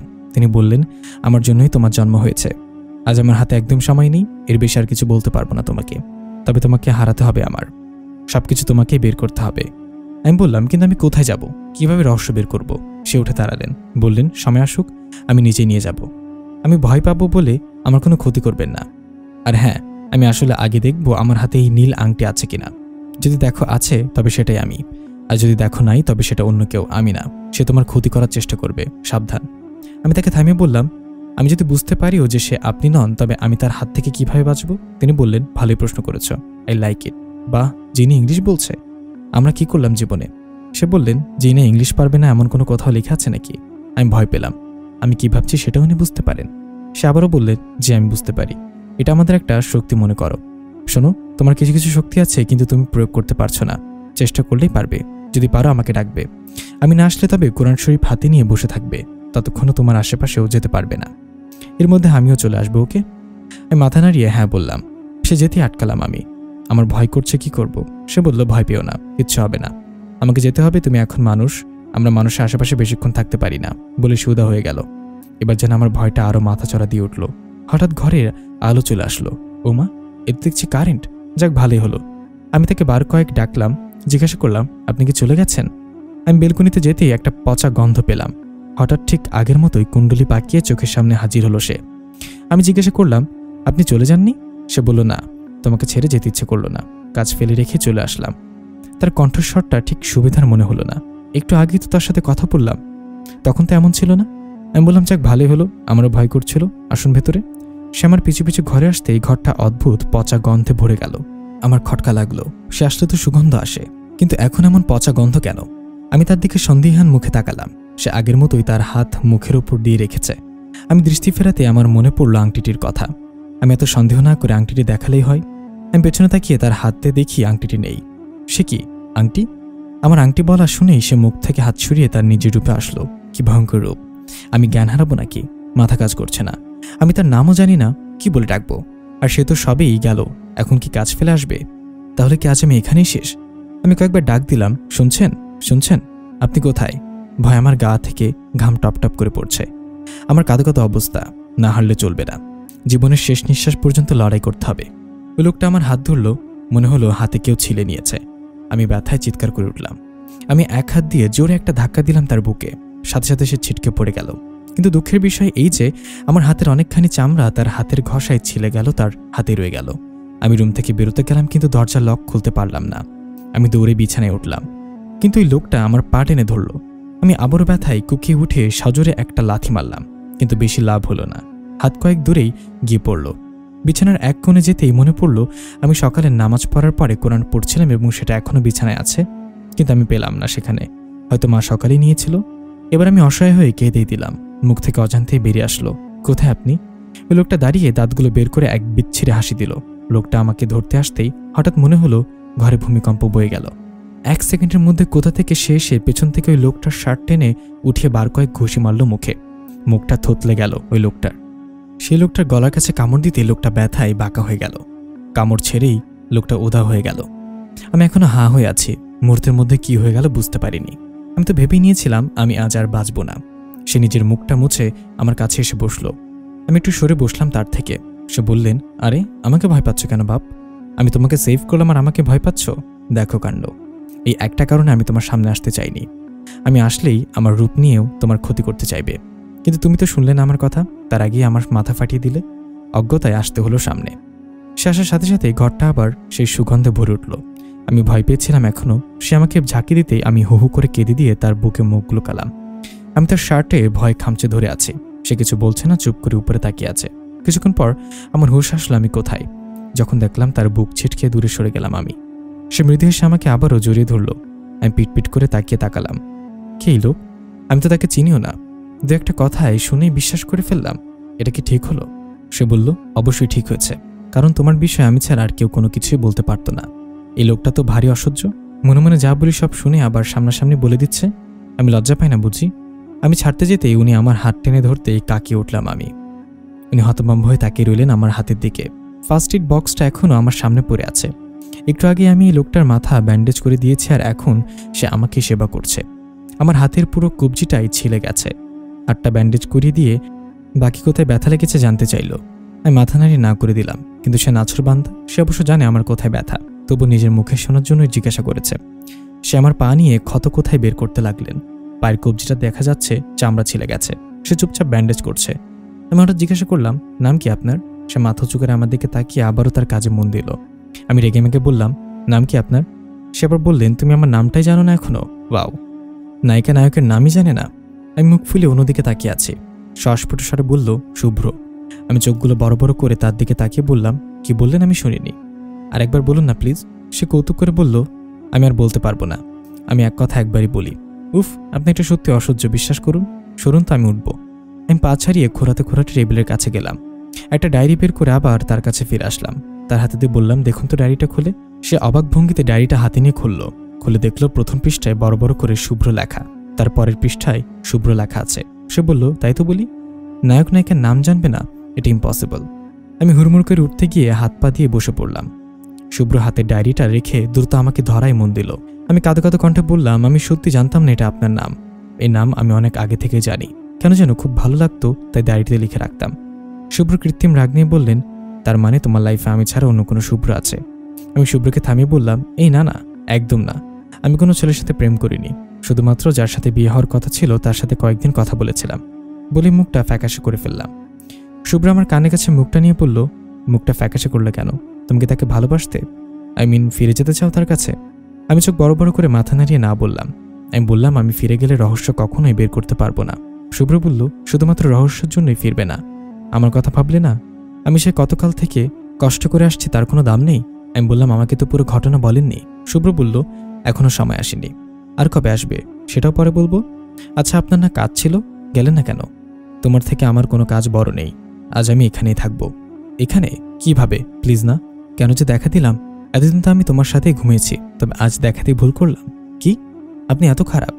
ওরে, ওটা আমার রুম বাপ। তুমি আমার রুমে ঘুমালে আমি কোথায় ঘুমাবো? তাই তো তোমার সাথেই শুয়ে থাকতাম আর তোমাকে দেখতাম। আর কিছু না, সত্যি জিনকন্যার কসম। এই জিনকন্যাটা আবার কে? কোন মেয়ে? এটা তো তুমি। আমার না জানতে ইচ্ছা করে সবকিছু। প্লিজ বলুন না। এখন না, শুয়ে পড়ো। আচ্ছা, আপনি এখন তবে যান না, তাহলে অন্য রুমে গিয়ে ঘুমান। তাহলে লোকটা আবার চলে আসবে। খুশি হবা তুমি? এই না না, আমি প্রচুর ভয় পেয়েছি। আচ্ছা, ঘুমাতে হবে না, বেলকুনিতে চলুন। যা ইচ্ছা জিনকন্যার। আমি আবার ভুল কিছু বললে আমাকে মেরে ফেলবে। শুভ্র লাফ দিয়ে উঠে অদৃশ্য হয়ে গেল। আমি হাঁ করে এদিক সেদিক দেখছি। বেলকুনি থেকে শুভ্র ডাকছে। আমি বেলকুনি থেকে উকি দিয়ে ভাবছি এটা আবার ওই লোকটা না তো। শুভ্র ডেকে বলল, এত সন্দেহ করতে হবে না জিনকন্যা, আমার হাতে আংটি আছে। আমি হাতের দিকে তাকিয়ে আংটি দেখতে পেয়ে মনে শান্তি পেলাম। আমি আস্তে আস্তে তার পাশে গিয়ে বসলাম। আমি এখনও আমার বিষয়ে কিছু জানি না। আমি শুভ্রকে জিজ্ঞাসা করলাম, আচ্ছা এই আংটিতে কি? শুভ্র আমার গাল টেনে বলল, এই আংটিটা তুমিই আমাকে পরিয়ে দিয়েছিলে, আর এমন আংটি শুধু তুমি বানাতে পারবে। এর ভেতরে তোমার চেহারাও আঁকা আছে, বুঝলা জিনকন্যা? আমি শুভ্রকে বললাম, আমি আমার বিষয়ে সবকিছু জানতে চাই, প্লিজ বলুন। শুভ্র হঠাৎ করে আমার কানের কাছে মুখ নিয়ে বলল, তোমার মাকে দেখবে? কথা বলতে পারবা না, মনে থাকে যেন। আমি চোখের পলক ফেলার আগেই আমার বেলকুনি থেকে দেখতে পেলাম আমার মা কবরের পাশে আমার দিকে তাকিয়ে দাঁড়িয়ে আছে। আমার ইচ্ছে হচ্ছিল দৌড়ে মায়ের কাছে যাই, কিন্তু আমি নিরুপায়। মাত্র কয়েক ঘন্টা হলো মাকে হারিয়েছি। মনে হচ্ছে কত জনম দেখি না আমি তাকে। শুনেছি ইনি আমার মা নন, কিন্তু উনি আমাকে জন্ম দিয়েছেন। আমার জন্য ওনার মেয়েটা মারা গেছে। সারা জীবন ইনি আর আমার বাবা আমার জন্য কষ্ট করে গেছেন। আমার বিয়ের জন্য টাকা রাখতে গিয়ে মা নিজেই মারা গেলেন। কয়েক মুহূর্ত দেখার পর আমার মা অদৃশ্য হয়ে গেল। সাথে সাথে শুভ্র উধাও। আমি বার কয়েক শুভ্রকে ডাকলাম, কিন্তু সাড়া পেলাম না। আমি মুখে হাত দিয়ে কেঁদে দিলাম, খুব একা একা লাগছে। শুভ্রটাও চলে গেল। আমি মায়ের কবরটার দিকে তাকিয়ে আছি। হয়তো এখনো মা আমাকে দেখছে, কিন্তু আমি দেখতে পাচ্ছি না। শুভ্র কিভাবে মাকে আমার সামনে আনলো? ও জিন তাই? তবে তো আমিও পারবো। শুভ্র আসলেই জিজ্ঞাসা করবো আমি। হঠাৎ পাশে কারোর উপস্থিতি পেয়ে আমি ভরকে গেলাম। দেখলাম শুভ্র বসে আছে। আমি দ্রুত হাতের দিকে তাকালাম, দেখলাম আংটি আছে। আমি আবারও মায়ের কবরের দিকে তাকালাম। দীর্ঘশ্বাস ছেড়ে বললাম, কোথায় গিয়েছিলেন? শুভ্র বলল, তোমার জন্য পারমিশন আনতে। আমি অবাক হলাম, পারমিশন? হ্যাঁ পারমিশন। আমি জিজ্ঞেস করতে গিয়েছিলাম যে তোমাকে আমি বলতে পারবো সব। কার কাছে জিজ্ঞাসা করেছেন? আমাদের ওইখানে এক হুজুর আছে, তার কাছে। আমি চিনি তাকে। অবশ্য তোমার শিক্ষক ছিলেন উনি। কি বললেন? বলল তোমার বয়স 22 হয়েছে কিনা। তবে তবে বলতে পারবো। আর 23 হলেই আমরা আমাদের কাজ করতে পারবো। কি বুঝতে পারছি না আমি। শোনো, তুমি রোজা নাও। তুমি হলে ইকরা, ইকরা বিস্মিকা। তোমার বাবা ছিলেন জিনের রাজা। জিনের প্রধান ছিলেন তোমার বাবা। তিনি কি এখনো বেঁচে আছেন? হ্যাঁ বেঁচে আছেন। তারপর বললেন, তোমার জন্ম হয়েছিল 1973 সালে। কি? ও মাই গড। চুপ, কথা মাঝে কথা বলো কেন? শুনে নাও। ওকে চুপ। তুমি মারা গিয়েছিল 1998 সালে। তোমার বয়স ছিল তখন 25 বছর। তোমার জন্ম হয় আবার 1999 সালে, আর তখন তোমার বয়স 22 বছর। আমি তোমার 4 বছরের বড় ছিলাম। আমি ছিলাম সাধারণ এক বাবুর্চির ছেলে। সে বাবুর্চি তোমাদের মহলে রান্না করত। তুমি আমার বাবাকে বাবু কাকা বলে ডাকতে। ছোটবেলা থেকে একসাথে খেলেছি, পড়েছি, বড় হয়েছি। বড় হওয়ার পরে আমরা বুঝতে পারলাম আমরা দুজন দুজনকে ভালোবাসি। আমাদের ওইখানে 2 ভাগে জিন ছিল। এক ভাগ ছিল ভালো মানে আমরা, আর অন্য দল ছিল বদ জিন। ওই আমার রূপ ধরা লোকটাই ছিল ওই দলের। ও তোমাকে ভালোবাসত খুব, তাই আমাদের প্রেমের কথা তোমার বাবাকে বলে দিল। ছেলে হিসেবে উনি আমাকে পছন্দ করতেন, কিন্তু ওই যে আমার বাবা ছিলেন তোমার বাবার বাবুর্চি, সমস্যা ছিল এখানেই। তোমার বাবা এটা মানতে পারেনি, তাই তোমার বিয়ে অন্যত্র বিয়ে ঠিক করলো। কিন্তু তুমি ছিলে নাছর বান্দা, তুমি আমাকেই বিয়ে করবে ঠিক করলে। তাই আমরা পালিয়ে গেলাম। যদিও জিনদের চোখে ফাঁকি দেওয়া অসম্ভব, ভেবেছিলাম একবার বিয়ে করে নিলে তোমার বাবা মেনে নেবে। কিন্তু পথেই ওই বদজিনেরা পুরো দল নিয়ে আটকায় আমাদের উপর। যদিও তোমার শক্তি বেশি ছিল, তবুও আমাকে বাঁচাতে নিজের প্রাণ দিলে তুমি। আমাকে ধরে আনা হলো মহলে। সবার দাবি আমি তোমাকে খুন করেছি। আরে যাকে আমি ভালোবাসি তাকে কিভাবে মারবো আমি? এদিকে তুমি চলে গেলে সেই কষ্ট নিয়ে, অন্যদিকে মিথ্যা অপবাদ। রাজার মেয়েকে খুন করেছি আমি। কম অপরাধের কথা। রাজা কন্যাশোকে আমার মৃত্যুদণ্ড দিলেন। কেন যেন খুব ভালো লাগলো শুনে। অবশেষে আমিও তোমার কাছে যেতে পারবো। কিন্তু সমস্যা করলো আমার বাবা। সে তোমার বাবার পা ধরে আমার জীবন ভিক্ষা চাইলেন, কিন্তু শর্ত ছিল এই যে আমার বদলে তাকে মরতে হবে। আমি থাকবো জেলে, আর তোমাকে ফিরিয়ে আবার তোমার বাবার কাছে দিতে হবে। তোমার বাবা রাজি হলেন, তবে তিনি তার মেয়েকে কখনোই ফিরিয়ে আনবে না। যে মেয়ে তার বাবার সম্মানের কথা ভাবিনি, সে মেয়েকে সে মেনে নেবে না। তবে আমার বাবার কথা রাখলেন। আমার বাবা শেষবারের মতো আমার সাথে কথা বললেন, সব বুঝিয়ে দিলেন হুজুরের সাথে মিলে কি করতে হবে। আমাদের ওইখানে জেল হলো এক নিষিদ্ধ গ্রাম। ওইখানে অপরাধীরা ছাড়া কেউ যেতে পারে না। তাই হুজুর করে বসলো ইচ্ছে করে একটা অপরাধ, তাকেও পাঠানো হলো জেলে, মানে ওই নিষিদ্ধ গ্রামে। আমার তোমার শরীর নিয়ে যজ্ঞ শুরু করলাম। দীর্ঘ 9 মাস সাধনা করার পর তোমার জন্ম হলো আবার। কিন্তু শর্ত হলো তোমার জন্ম হবে মানুষের ঘরে। 23 বছর না হওয়া পর্যন্ত তুমি কিছু জানতে পারবে না, আর নিজের শক্তি ব্যবহার করতে পারবে না। আমি 9 মাস এক মনে সাধনা করতে হয়েছে। যতবার তোমাকে দেখতাম মনে হতো আমার কিছু নেই। আজ আমি সফল। তুমি মারা যাওয়ার পর তোমার বাবা ভেঙে পড়েন। ফলে আমাদের রাজ্য সব ওই বদজিনদের দখল করেছে। বিভিন্ন ধরনের অত্যাচার করছে সবাইকে। তোমার মা বাবা বন্দী হয়ে আছেন বছরের পর বছর। ওরা জেনে গেছে তুমি ফিরছ, তাই ওরা নিজেদের শক্তি আরও বেশি করছে। তোমাকে ফিরতে হবে, অনেক লড়াই করতে হবে, সবাইকে মুক্ত করতে হবে। তোমাকে আমার থেকে কেড়ে নেওয়ার শাস্তি দিতে হবে। শুভ্র কথাগুলো বলেই চোখ মুছল। এতটা বছর প্রেমের কষ্টটা তাকে কুরে কুরে খাচ্ছে। শুভ্র আমাকে জিজ্ঞাসা করলো, যাবে না তুমি? আমি শুভ্রর হাত ধরে নিজের মুঠোয় নিয়ে বললাম, যাব। শুভ্র বলল, কষ্ট হবে তো। আমি বললাম, তোমার থেকে কম, বলে মুচকে হাসি দিলাম। রাত প্রায় 3টা বাজতে চলল। বাইরে খুব সুন্দর জ্যোৎস্না, চাঁদের আলোয় চারিদিক চকচক করছে। শুভ্র ঘুমিয়ে গেছে আমার কাঁধে মাথা দিয়ে। এই প্রথম আমি শুভ্রকে দেখছি, মন দিয়ে দেখছি। এত ফর্সা একটা ছেলে কিভাবে হতে পারে? চোখ দুটো বড় বড়, চোখের মনি অবশ্য বাদামি রঙের। জিন হওয়ার জন্য হয়তো এমন। পৃথিবীতে এই ছেলেটার নামই হয়তো শুভ্র হওয়া উচিত। চুলগুলো কপালের উপরে পড়ে আছে, মৃদু বাতাস বইছে, সাথে সাথে চুলগুলো উঠছে। এত বাতাসেও শুভ্র ঘেমে আছে, কপালের ঘামে লেপটে আছে চুল। আমি তাকিয়ে থাকতে এর মধ্যে শুভ্র ফট করে চোখ খুলে ফেলল। গল্প উপন্যাসে মরা মানুষ কিংবা আত্মারা যেমন করে চোখ খোলে, ঠিক তেমনই। আমি একটু ভয় পেলাম, তাই দূরে সরে বসলাম। শুভ্র আমাকে বললেন, কি দেখো, জীবনে দেখনি? আমি খানিকটা মাথা দুলে সংকেত দিলাম, না। শুভ্র পা দুটো বেঞ্চের ওপর উঠিয়ে অতি উৎসাহ নিয়ে বললেন, সত্যি করে বলো তো, কি দেখছিলে? আমি আর চোখে শুভ্রর দিকে তাকিয়ে বললাম, কিছু না। উনি বললেন, না বললে কিন্তু আমি তোমাকে আর কিছু বলবো না। আমি অসহায় লুক নিয়ে বললাম, ব্ল্যাকমেল করেন? আমি আপনাকে দেখছিলাম, কি সুন্দর আপনি। উনি চোখ টিপে বললেন, পছন্দ হয়েছে? আমি মুখ ভেঙচি দিয়ে অন্যদিকে তাকিয়ে রইলাম। শুভ্র স্বাভাবিকভাবে বললেন, তুমি আরো সুন্দর জিনকন্যা, তুমি নিজেও বুঝতে পারছো না, সময় আসুক সব বুঝতে পারবে, বুঝলে? আমি ঘাড় ঘুরিয়ে শুভ্রর দিকে তাকালাম। শুভ্র আবারও আমাকে বললেন, আচ্ছা, বললে না তো আমাকে তোমার পছন্দ হয়েছে? এখন তো জিন রাজ্য গেলে আরো সুন্দর সুন্দর জিন দেখবে, তখন কি আমাকে ভালো লাগবে? আমি অবাক হয়ে বললাম, আপনার থেকেও সুন্দর জিন আছে? আমার বিশ্বাস হয় না। শুভ্র বললেন, সত্যি বলছি, এক একটা কি সুন্দর। আমি যদি মেয়ে হতাম তবে সব কটাকে বিয়ে করতাম। আমি হো হো করে হেসে ফেললাম। বুঝতে পারলাম শুভ্র ঠোঁটকাটা স্বভাবের। শুভ্র আফসোসের স্বরে বললেন, হায়, প্রিয়জনদের জন্য ঠোঁটকাটা কেন? আরও কত স্বভাবের হতে হয়, ও তুমি বুঝবা না জিনকন্যা। আমি আবারও খেলখেল করে হেসে দিলাম। শুভ্র আবারও একই কোশ্চেন করলো, বললে না তো তোমাকে আমার পছন্দ হয়েছে কিনা? ওখানে আরো সুন্দর সুন্দর জিন আছে, আর তুমি গেলে ওরা তোমাকে প্রেমের প্রস্তাব অবশ্যই দিবে। আমি যে কি করবো জিনকন্যা? এই লোকটা উত্তর না নিয়ে থামবে না, তাই বললাম, অবশ্যই জিন দাদা, মানুষের চামড়া সাদা হলেও হয় না, মনও সুন্দর হতে হয়। শুভ্র খ্যাক করে হেসে বলল, হোয়াট, কি বললে তুমি? আমি দাদা? আমাকে তোমার দাদা মনে হয়? আমি তোমার কোন জন্মের ভাই? কার জন্য এত কিছু করতেছি? ওয়াও! আর ওরা জিন, মানুষ নয়, বুঝলে? আমি বুঝলাম শুভ্র রাগ করেছে, তাই বললাম, আর আপনার বয়স কত বলুন তো? আমার গত জন্মে 4 বছরের বড় ছিলেন আপনি, এখনো মারা যাননি। আপনার সেই হিসেবে 52 বছর, আর আমার এখন 22 বছর, তো আপনি তো আমার দাদার বয়সী না? শুভ্র মুচকে এসে বলল, ও, আমি এখনো বুড়ো হয়ে গেছি না? আরে জিনেরা 200 বছর বাঁচে, সেই হিসেবে আমার নিতান্তই কম বয়স, আর আমরা বুড়ো হলেও এই একই চেহারা থাকবে। আচ্ছা, আমাকে পছন্দ না হলে জিনরাজ্যে গিয়ে কোনো ছেলেকে পছন্দ করে নিও, তাহলে আমি মরলাম কেন? আর তোমাকে তো ওরা মেরে ফেলেছিল, অপঘাতে মেরেছিল। এমনিতে জিনেরা বেশি দিনই বাঁচে। আচ্ছা, একটা কথা বলুন, আমার প্রেগনেন্টের রহস্য কি? শুভ্র মাথা নিচু করে হাসছে, হেসে কুটিকুটি হচ্ছে। একটু পরে হাসতে হাসতে পড়েই গেল নিচে, তবু হাসি থামল না। আচ্ছা, জিনদের হাসি এত সুন্দর হয়? কি সুন্দর হাসি! এই হাসির জন্য আমি 1000বার মরতেও রাজি। কি নিষ্পাপ মনে হচ্ছে। শুভ্র নিজেকে থামিয়ে বললেন, সরি সরি জিনকন্যা, জিন হয়েও তুমি এই খেলাটা ধরতে পারোনি। আরে বোকা, তুমি অন্য জন্মে আমার হলে না, এই জন্মে এত কষ্ট করে তোমাকে পাবো, তা যদি আবার বিয়ে হয়ে যায় তবে কেমন হয় বলো? তাই আমি তোমার শরীরে ঢুকে ওই বমির বা মাথা ঘোরানোর অভিনয় করেছি, আর রিপোর্ট বদলে দিয়েছি জাদু বলে। আমি হা হয়ে গেলাম একেবারে। এইসব কি? আমি আগেও বলেছি আমি প্রেগনেন্ট না, আমার বদনাম হলো তাতেও আমার দুঃখ নেই। সত্যি তো, আমার বিয়েটা হয়ে গেলে এত বড় সত্যি কখনোই জানতাম না। আমি কে? আমার পরিচয় কি? আমার দায়িত্ব কি আমার ভালোবাসার অপূর্ণই রয়ে যেত? আমি আর শুভ্র বসে বসে পা দোলাচ্ছি। খুব ক্ষুধা পেয়েছে আমার, গত রাতেও খাইনি, আর তো খাওয়ার সুযোগই পাইনি। পানি পিপাসাও পেয়েছে খুব। আমি শুভ্রকে বললাম, আমার না খুব ক্ষুধা পেয়েছে, ঘরে তো খাবার বানানোও নেই। আপনি তো অনেক কিছুই পারেন, আমার জন্য কিছু খাবার আনুন না। শুভ্র বললেন, তবে তোমাকে একটু অপেক্ষা করতে হবে, আমি যাবো আর খাবার নিয়ে ফিরে আসবো, ভয় পাবে না তো? আমি মাথা নাড়িয়ে না বললাম। শুভ্র সাথে সাথে অদৃশ্য হয়ে গেল। ভয় করছে আমার, চারিদিক নিস্তব্ধ। হঠাৎ সেই পচা গন্ধটা নাকে আসলো।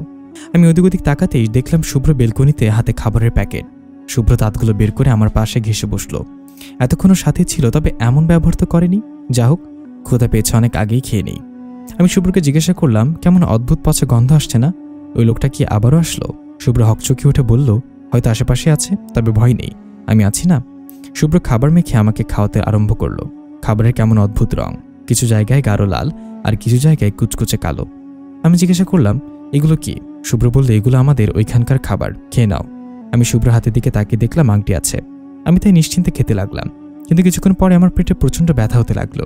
গড়গড় করে কতগুলো রক্তবমি করে দিলাম। আমার চোখ দিয়ে অনবরত পানি ঝরছে। শুভ্র আমার দিকে তাকিয়ে হো হো করে হাসছে, যেন পুরো পৃথিবী কেঁপে উঠছে। আমি অবাক হয়ে শুভ্রর দিকে দেখলাম। গলায় হাত দিয়ে এক কাত হয়ে শুয়ে পড়লাম আমি। তখন অন্য পাশে দেখলাম শুভ্র দাঁড়িয়ে আছে খাবারের প্যাকেট নিয়ে। আমাকে ওই অবস্থায় দেখে শুভ্র খাবারের প্যাকেট ফেলে আমাকে ধরল। আমি ওর দিকে একবার দেখছি, ওই পাশের শুভ্রর দিকে আরেকবার দেখছি। দুজনে এক, হাতে একই রকমের আংটি। তবে কি আসল বুঝতে পারছি না। শুভ্র কখনোই আমার সাথে এমন করতে পারে না। আমি আমার পাশে থাকা শুভ্রর শার্ট খামচে ধরে আছি। শুভ্র আমাকে ছাড়িয়ে বিসমিল্লাহ বলে হাত দিয়ে আগুনের মতো কি ছুড়ল।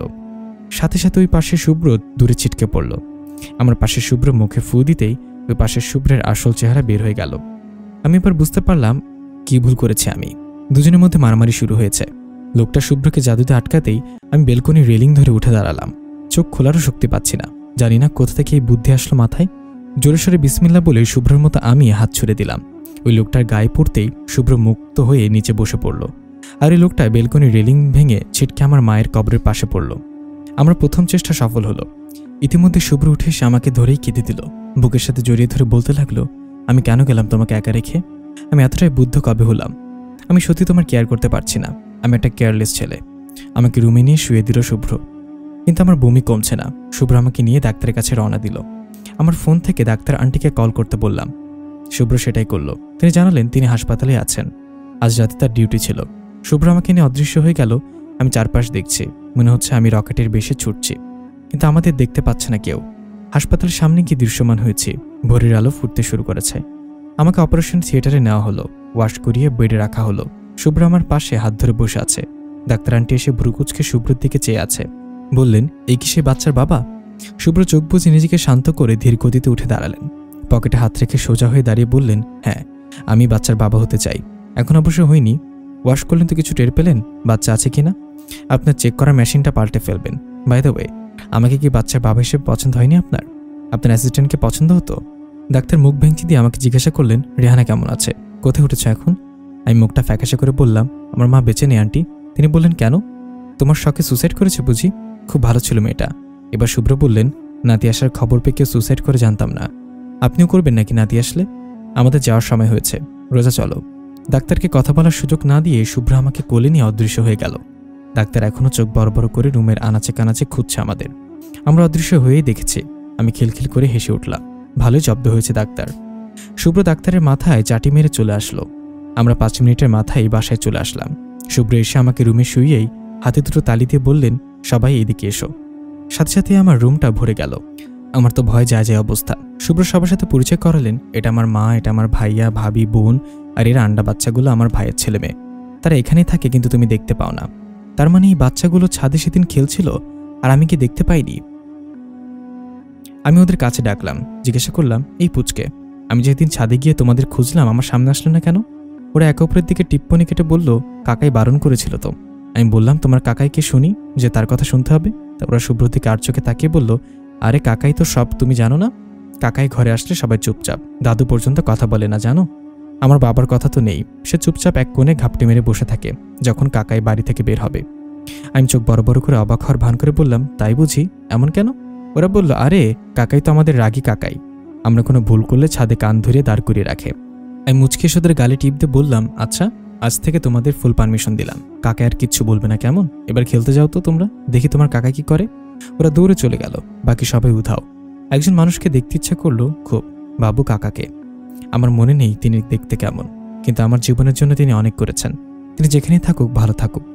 আমি মোটামুটি এখন সুস্থ, হাঁটতে চলতে পারি। হাত পায়ের ক্ষতগুলো নেই।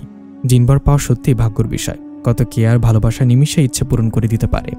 যদি বলিও আমি এখন পর্যন্ত এই মুহূর্তে অন্য দেশে যাব, নিয়ে যাবে। এরা খুবই বউভক্ত হয়। এরা একবার ভালোবাসলে অন্তত বেইমানি করে না। আমার হাতে পায়ের ক্ষতগুলো ভালো করে দিল। এখন বিন্দাস লাইফ। শুভ্র বিছানায় 4 হাত পা টান করে চিত হয়ে শুয়ে আছে। এই অসম্ভব সুন্দর ছেলেটা আমার, একান্তই আমার নিজস্ব সম্পত্তি। ভাবতে কেমন লজ্জা লজ্জা করছে। ঘরে ফ্যান চলছে ফুল স্পিডে, তবুও শুভ্র ঘামছে। আমি বুঝি না এই ছেলের কি হয়েছে কি। আমি শুভ্রের উল্টো দিকে উপর হয়ে মাথাটা শুভ্রের মাথায় রাখলাম। আমরা আর শুভ্রের চোখ দুটো একে অপরের সাথে নিবদ্ধ হয়ে যাচ্ছে। কি মশাই, একটা কথা বলুন তো, আপনাকে এত ঘামায় কেন সবসময়? কোথায় কোথায় মানে এই যে। আমি কপালের সাথে লেপটে থাকা চুলগুলো আলতো করে সরিয়ে বললাম, এই তো ঘাম। শিশির বিন্দুর মতো চকচক করছে কেন? ঘাম তো এমন নয়। শুভ্র এখনও সেই একই ভঙ্গিতে শুয়ে আছে। আমার কথায় খানিকটা হেসে দিয়ে বলল, এই জন্যই তো আমার মানুষের থেকে আলাদা। এটা আমাদের পাওয়ারের জন্য হয়ে থাকে। আর এত ঘামের জন্যই তো আমি আসলে তুমি টের পেয়ে যাও। আমি ভ্রুকুচকে বললাম, ওয়েট, এই জন্য আপনি আসলে এত সুন্দর সুগন্ধ আসে? শুভ্র এবার আফসোসের স্বরে বললেন, বুঝতে পারলে তাহলে? তো ম্যাম, এত প্রেম প্রেম জাগছে কেন মনে? আমি হকচকে উঠে বললাম, কোথায়? আমি তো আপনার চোখ দেখছি, আমি জাস্ট ফিদা হয়ে গেছে আপনার চোখে। শুভ্র লাফ মেরে উঠে বসলো, শুধুই চোখ? আর কিছু ভালো লাগেনি জিনকন্যা? লেগেছে তো আপনার চুলগুলো, কি যে বলবো আমি, জাস্ট ওয়াও, কি সিল্কি। এতটা তো আমার চুলও না, ছেলেদের চুল এত সিল্কি হয়, তার উপর আবার চুলগুলো হালকা ব্রাউন ব্রাউন লাগে। বলেই চুলগুলো এলোমেলো করে দিলাম। শুভ্র হালকা হেসে বললেন, তোমার এখনো বাচ্চামা গেল না জিনকন্যা, সে আগের মতোই আছো। তবে জেদ আছে কিনা ধরতে পারছি না, তোমার জেদ কি এখন আছে? শুভ্র হঠাৎ অন্য মানুষকে হয়ে পড়লেন, এক মনে বাইরে তাকিয়ে আছেন। চিন্তিত লাগছে খুব। হঠাৎ আমার সামনে উঠে দাঁড়ালেন। এতক্ষণে অযত্নে রাখা শার্টের হাতা দুটো ফোল্ড করলেন। ঠিক ফোল্ড নয়, ফোল্ড করার ইচ্ছা হয়তো নেই, হাত দুটো কুঁচকে উপরে উঠে নিল। জিব্বা দিয়ে বার কয়েক ঠোঁট ভিজে নিল। টকটকে গোলাপি ঠোঁটে ঠোঁট দুটো একের পর এক চমৎকারভাবে উজ্জ্বল ও গাঢ় হয়ে উঠছে। এত সবের মাঝেও আমার হঠাৎ খারাপ লাগতে শুরু করলো, শরীরের মধ্যে জ্বালা করছে। আমি দাঁত খিঁচে দিয়ে চোখ দুটো বন্ধ করে আছি। শুভ্র ডাকছে কিন্তু আমি সাড়া দিতে পারছি না। শুভ্র ফ্লোরে হাঁটু গেড়ে বসে আমার মুখটা ওর দুই হাতের তালুর মধ্যে রাখলো। মুখ ঝাঁকিয়ে বলছে, জিনকন্যা, জিনকন্যা, তুমি কি শুনছো? অনুভব করতে পারছো কিছু? চোখ খোলো প্লিজ, খুব কষ্ট হচ্ছে। জিনকন্যা, তুমি শুনতে পাচ্ছ না? কিছুক্ষণ পরে আমি স্বাভাবিক হলাম। দেখলাম শুভ্র বার কয়েক বাম হাত দিয়ে চুলগুলো উপরের দিকে ঠেলে দিচ্ছে। গায়ে সাদা শার্ট একেবারে শরীরের সাথে মিলে আছে। আমার কি হলো জানি না, হঠাৎ উঠে গিয়ে পেছন থেকে শুভ্রকে জড়িয়ে ধরলাম। শুভ্র কোনো রিয়্যাক্ট করলো না, খুশি কিংবা রাগও হলো না। আমাকে আস্তে আস্তে ছাড়িয়ে নিয়ে বলল, খুব কষ্ট হয়েছিল? আমার মনেই ছিল না একটু আগে কি ঘটেছে। মনে পড়তে বললাম, একটু একটু, কিন্তু কি হয়েছে? আজ তোমার জন্মদিন জিনকন্যা, তোমার 22 বছর পূর্ণ হয়ে 23-এ পা পড়বে। বলেই আবার ব্যস্ত হয়ে গেল। আমি তো খুশিতে লাফালাফি করলাম। আচ্ছা, আমার জন্মদিনে আপনি খুশি নন? আমার প্রতিশোধ আমি নিতে পারবো, আপনি বুঝতে পারছেন না? বলেই উত্তরের আশায় শুভ্রর দিকে তাকিয়ে রইলাম। শুভ্র আমার দিকে তাকিয়ে নজর নিচু করে বললেন, আজকের দিনে তুমি বেঁচে থাকলেই তো সম্ভব হবে। আমি সন্ধিয়ান দৃষ্টিতে তাকিয়ে বললাম, বেঁচে থাকলে মানে? আমার 22তম জন্মদিনে আমার মৃত্যু লেখা আছে নাকি? শুভ্র ঠোঁট বাঁকিয়ে হাসার চেষ্টা করে বলল, আরে না পাগল, আজ আমাবস্যা। আজ এই দিঘির পানি তোমাকে ডাকবে, বারবার ডাকবে, তোমাকে যেতে বাধ্য করবে। তুমি এমনিতে ওই দিঘিটায় আকৃষ্ট। তুমি একবার চলে গেলে আর দিঘি থেকে নেমে ডুব দিলে সব শেষ জিনকন্যা। আমি বললাম, তাহলে আমি যাব না, এটা নিয়ে ভাবার কি আছে? শুভ্র হঠাৎ রেগে চেঁচিয়ে উঠল, বলল, ভাবার কি আছে মানে? এটা মানে বুঝতে চাইছো তুমি? আরে তুমি কি বুঝবে কি? যত কষ্ট তো আমি করেছি আজ 23টা বছর ধরে। তুমি তো স্মৃতিগুলো ভুলতে পেরেছ, আমি পেরেছি? পারিনি। আমার এখনো সেই আগের তুমিটাকেই মনে পড়ে। যতই তুমি সেই একই ব্যক্তি হও না কেন, আমি পুরনো শোক কখনোই ভুলতে পারবো না। আমার ইকরা মারা গেছে, বুঝতে পারছো তুমি? তোমার মধ্যেও থাকলেও বা তুমি ইকরা হলেও আমি সেই ইকরাকে ভালোবাসি। আমি আজও ভালোবাসি। আমি একটা শোক ভুলতে পারিনি এখনো। তোমাকে পেয়ে যতটুকু ভুলেছি তাও আজ আমি বুঝতে পারছি না। আমি এতদিন বেঁচে ছিলাম তোমার আশায়, এখন বেঁচে আছি তোমাকে নিয়ে, আর তুমি চলে গেলে আমি কি করব তখন? দুটো শোক আমি কিভাবে ভুলবো? আর তুমি বলছো ভাবার কি আছে? আমি আমার ইকরাকে ভালোবাসি, তোমার এখন কিছুই মনে পড়েনি। আমি তো ইকরাকেই চাই, রোজাকে না। তুমি এসব কিভাবে বলছো? তুমি আমার লাইফটা নষ্ট করে দিয়েছো। বলে লাথি দিয়ে টেবিলটা দূরে ছুঁড়ে মারল। হঠাৎ কি হলো? আমি এখানে দেয়ালের সাথে মিশে আছি। সত্যি তো, শুভ্র আমার না ইকরার। আমি ইকরা নই, আমি রোজা। যত আমি ইকরি হই না কেন, আমার জন্ম দ্বিতীয়বার হয়েছে, তাহলে আমি ইকরি হতে পারি না। তাহলে শুভ্র আমাকে নয়, ইকরিকে ভালোবাসে। আমি কি সত্যি ভুল করলাম শুভ্রকে ভালোবেসে? এই লোকটা আমার নয়, একান্তই আমার নয়, আমার নিজের সম্পত্তির নয়, সবটাই ইকরার। আমাকে শুভ্র ভালোবাসে না, ভালোবাসতে চাইলেও পারবে না। এই ভালোবাসায় কোনো তৃপ্তি নেই। কেন যেন আমার কান্না আসলো না। আমি বেলকনিতে গিয়ে মায়ের কবরটা দেখছি। খুব মনে পড়ছে মা তোমাকে। আজ এই মুহূর্তে মনে হচ্ছে আমার কেউ নেই, পৃথিবীতে আমার কেউ নেই মা। আমি শুভ্রকে পেয়ে ভেবেছিলাম আর কি চাই। তুমি চলে গেলেও মা, আজ শুভ্রও চলে গেল। সত্যিটা বের হয়ে গেল, শুভ্র আমাকে ভালোবাসে না মা। এই মুহূর্তে তোমাকে খুব দরকার মা, প্লিজ একবার এসো। আমার যে খুব মনে পড়ছে তোমাকে। শুভ্র বলেছে ওই দিঘিতে গেলেই আমি শেষ। এত যন্ত্রণাময় একাকিত্ব জীবন ভালো লাগে না মা। আমি সিঁড়ি বেয়ে নিচে নেমে দিঘির দিকে হাঁটা শুরু করলাম। হঠাৎ পেছন থেকে কেউ আমার হাত টেনে ধরল। গায়ের গন্ধ বলে দিচ্ছে এটা শুভ্র। না, আমাকে কঠিন হতে হবে। ওর ভালোবাসা নিয়ে থাকুক, ওকে বুঝতে হবে আমি রোজা, ইকরি নই। আমি ভারী কণ্ঠে বললাম, don't touch me Shubhro, please leave me alone. Shubhro আমাকে টেনে এবারও বেঞ্চিতে বসিয়ে দিল। আমি অন্যদিকে তাকিয়ে আছি আর শুভ্র আমার দিকে। আমাদের মাঝে পুরো এক হাত ফাঁকা।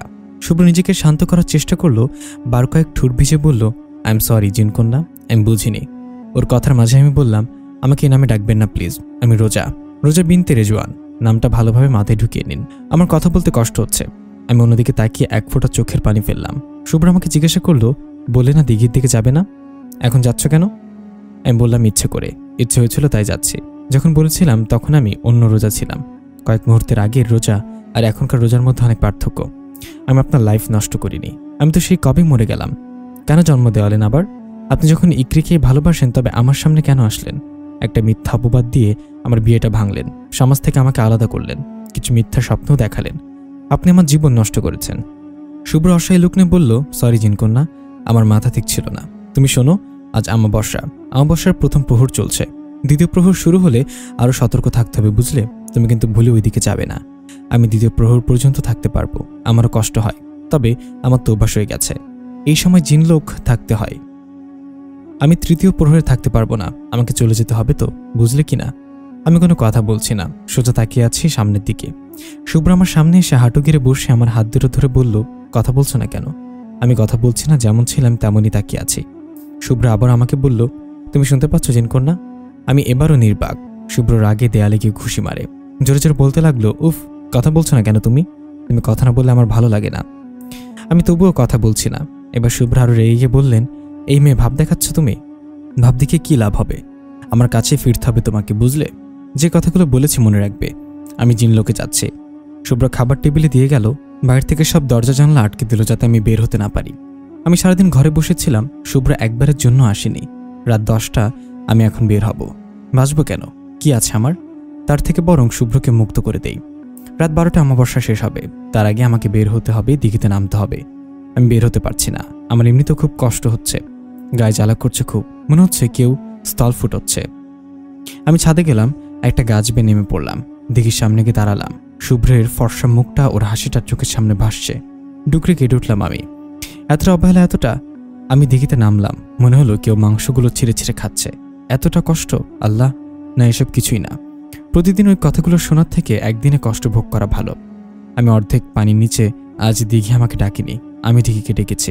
হঠাৎ হাত টেনে ধরল কেউ। ওপরে তাকাতে দেখলাম শুভ্র কাঁদছে, আমাকে টেনে তোলার সর্বোচ্চ চেষ্টা করছে।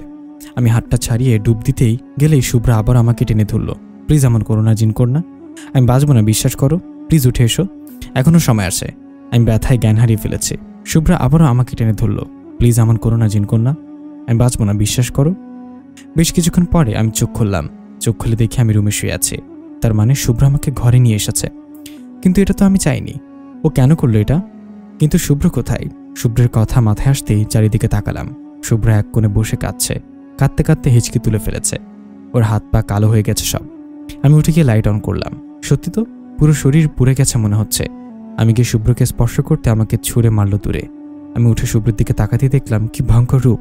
বাদামি চোখ দুটো আর নেই, পুরো চোখ টকটকে লাল। আমি ভয় সামনে না গিয়ে বিছানায় বসে আছি। হঠাৎ কি করে কি হলো বুঝতে পারছি না। শুভ্র বসা থেকে ফ্লোরে শুয়ে পড়েছে, চিৎকার করছে, গগন বিরাদির চিৎকার, মনে হচ্ছে পুরো বাড়িটা কাঁপছে। গলাকাটা মুরগির মতো পুরো হাত পা ছড়িয়ে চিৎকার করছে। শুভ্র পানি পান করছে, আমি দ্রুত পানি এগিয়ে দিলাম। শুভ্র শোয়া থেকে উঠে হাতে গ্লাস দিলাম।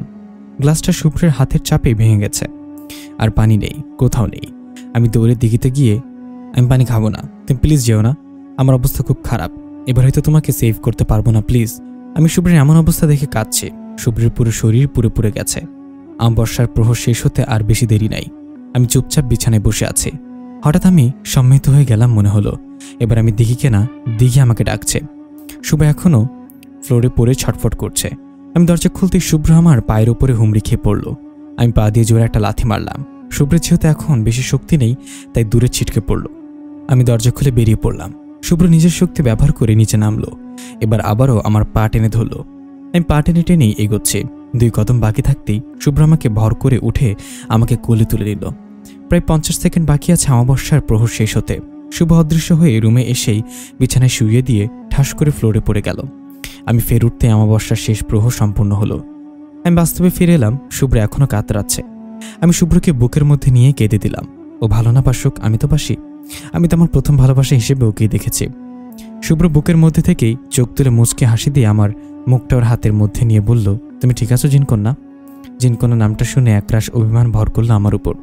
আমি শুভ্রকে ছেড়ে দিয়ে বললাম, আমি গিয়ে বেলকনিতে বসলাম। শুভ্র খোরাতে খোরাতে আমার পাশে এসে বসে বলল, রাগ করেছো জিনকন্যা? আমি দাঁতে দাঁত চেপে বললাম, আমাকে জিনকন্যা বলবেন না, আমি রোজা, আমাকে রোজা বলে ডাকবেন। শুভ্র হালকা হেসে বললেন, তোমার তো সেই আগের মতোই জেদ আছে জিনকন্যা, আজ আমি এই জন্যই এখানে থাকতে চাইনি। আজকের দিনে আমাদের নিজেদের প্রতি কোনো কন্ট্রোল থাকে না, কি করি কি বলি সেটা আমরা বুঝতেই পারি না। শেষ প্রহরে কি ঘটলো দেখলে তো? আজ আমি মরে যেতেও পারতাম। কেন গেলে তুমি ওইখানে? আমি না আসলে কি হতো? মরে যেতাম, আপনি তো মুক্তি পেতেন, তাই না? বললাম তো আজকে কোনো কন্ট্রোল করা যায় না। ও, আজকের দিনে বুঝি সত্যিটা বেরিয়ে আসে? আমি তো রোজা, ইকরা না। আপনি আমাকে ভালোই বাসেন না। তোমাকে ভালো না বাসলে আজ এত কষ্ট করতাম তোমার জন্য? আমি কোনো ভালোবাসার প্রমাণ দিচ্ছি না। ভালোবাসার প্রমাণ দিয়ে হয় না, মন থেকে হয়। তুমি যদি বিশ্বাস করো আমি তোমাকে ভালোবাসি তবে বাসি। দীর্ঘ সময় চুপ থাকার পর আমি বললাম, ক্ষুধা পেয়েছে। শুভ্রা আমার দিকে তাকিয়ে বলল, চলো। আমি তোমাকে আর একা ছাড়তে পারবো না। আজ 23 বছরে পা দিয়েছো তুমি, তোমার প্রতিশোধ শুরু। আর একটা ম্যাজিক দেখবে? আমাকে হ্যাঁ না বলার সুযোগ না দিয়েই আয়নার কাছে নিয়ে গেল। আমার চোখ দুটো গাঢ় নীল, চুলগুলো হালকা নীল হয়ে গেছে। আমি চোখগুলো বড় করছি আবার ছোট করছি। আমি জিজ্ঞাসা দৃষ্টিতে শুভ্রর দিকে তাকাতেই বললেন, আজ তুমি সম্পূর্ণ শক্তি পেয়ে গেছো, তাই এই পরিবর্তন। একটা অচেনা পথ ধরে আমরা হাঁটছি। শুভ্র বলেছিল একসাথে হাওয়ায় চলে যাবে, কিন্তু এর মাঝে রাতে অচেনা রাস্তা ধরে প্রিয় মানুষটার হাত ধরে হাঁটার লোভ সামলাতে পারলাম না আমি। শুভ্র এখন ঠিক আছে, কিন্তু রূপটা যেন বেরিয়ে চলেছে। আমি ওর দিকে তাকিয়ে হাঁটছি আর ও মুচকে মুচকে হাসছে। এই ছেলেটা তো সুন্দর কেন বুঝি না আমি, দিন দিন আরো সুন্দর হচ্ছে। শুভ্র নিচে তাকিয়ে বলল, কি দেখছো অমন করে? আমি তো শুনেছি ছেলেরা প্রেম পড়লে মেয়েদের দেখে, এখন তো উল্টো দেখছি। আমি লজ্জা পেয়ে অন্যদিকে তাকিয়ে বললাম, কই কিছু না তো, আমি অন্য জিনিসের দিকে নজর দেই না। শুভ্র বলল, এটা অন্য জিনিস কোথায় হলো? এটা তোমার একমাত্র তোমার নিজস্ব সম্পত্তি, আর আমি স্পষ্ট দেখছিলাম তুমি আমায় দেখছো। আমি বললাম, অন্য জিনিস তো ইকরার জিনিস, আমার না। মেয়েরা যে হিংসুটে আজ তা বুঝলাম। তুমি নিজেই নিজেকে হিংসা করছো। ও মাই গড, ইংলিশ বলেন কেন আবার? কেন, জিনদের ইংলিশ বলতে নেই? কোথায় পেয়েছো এই লেখাটা? আচ্ছা হয়েছে, আমি সত্যি আপনাকে দেখিনি। তুমি কার চোখে ধুলো দিচ্ছ জিনকন্যা? মনে রেখো, তোমার প্রেমিক একজন জিন। শুনুন, আমার না ভয় করছে। চারিদিকে কি ভয়ঙ্কর। কি বললে? তুমি একটা জিন হয়ে ভয় পাচ্ছ? আসলে তুমি সত্যি পারো বটে। ভোর 5টা বাজতে চলেছে। দূর থেকে একটা শহর দেখা যাচ্ছে। বড্ড পরিচিত লাগছে শহরটা। হ্যাঁ, এটা সেই শহর যেখানে আমার জন্ম, বেড়ে ওঠা। আমার বাবা মা সব আছেন। শুভ্রা আগে আমাকে একটা কূপের কাছে নিয়ে গেলেন। বললেন, জিনকন্যা তুমি সোজাই পানির দিকে তাকিয়ে থাকবে। আমি তোমার চোখে জল দিব কিছুক্ষণ পর। যখন এই কূপের পানি সম্পূর্ণ নীল হবে তখন তুমি চোখ ফেরাবে, তাহলে তোমার আগের স্মৃতি ফিরে আসবে। আমি বললাম, আমি বর্তমান ভুলে যাব না তো? দেখুন, আমি আমার মা বাবাকে ভুলতে চাই না। যতই হোক তারা আমার মা বাবা, আমাকে জন্ম দিয়েছেন। আর আমি আগের আপনিকে চাই না। এখনই বেশ আছেন, কিছুটা অপরিচিত কিছুটা অপরিচিত।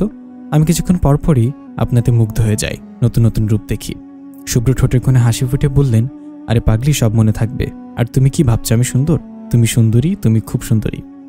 তোমার যে কতটুকু রূপ তা তুমি জানো না জিনকন্যা। তাড়াতাড়ি করো, কেউ টের পেলে আমাদের আস্ত রাখবে না।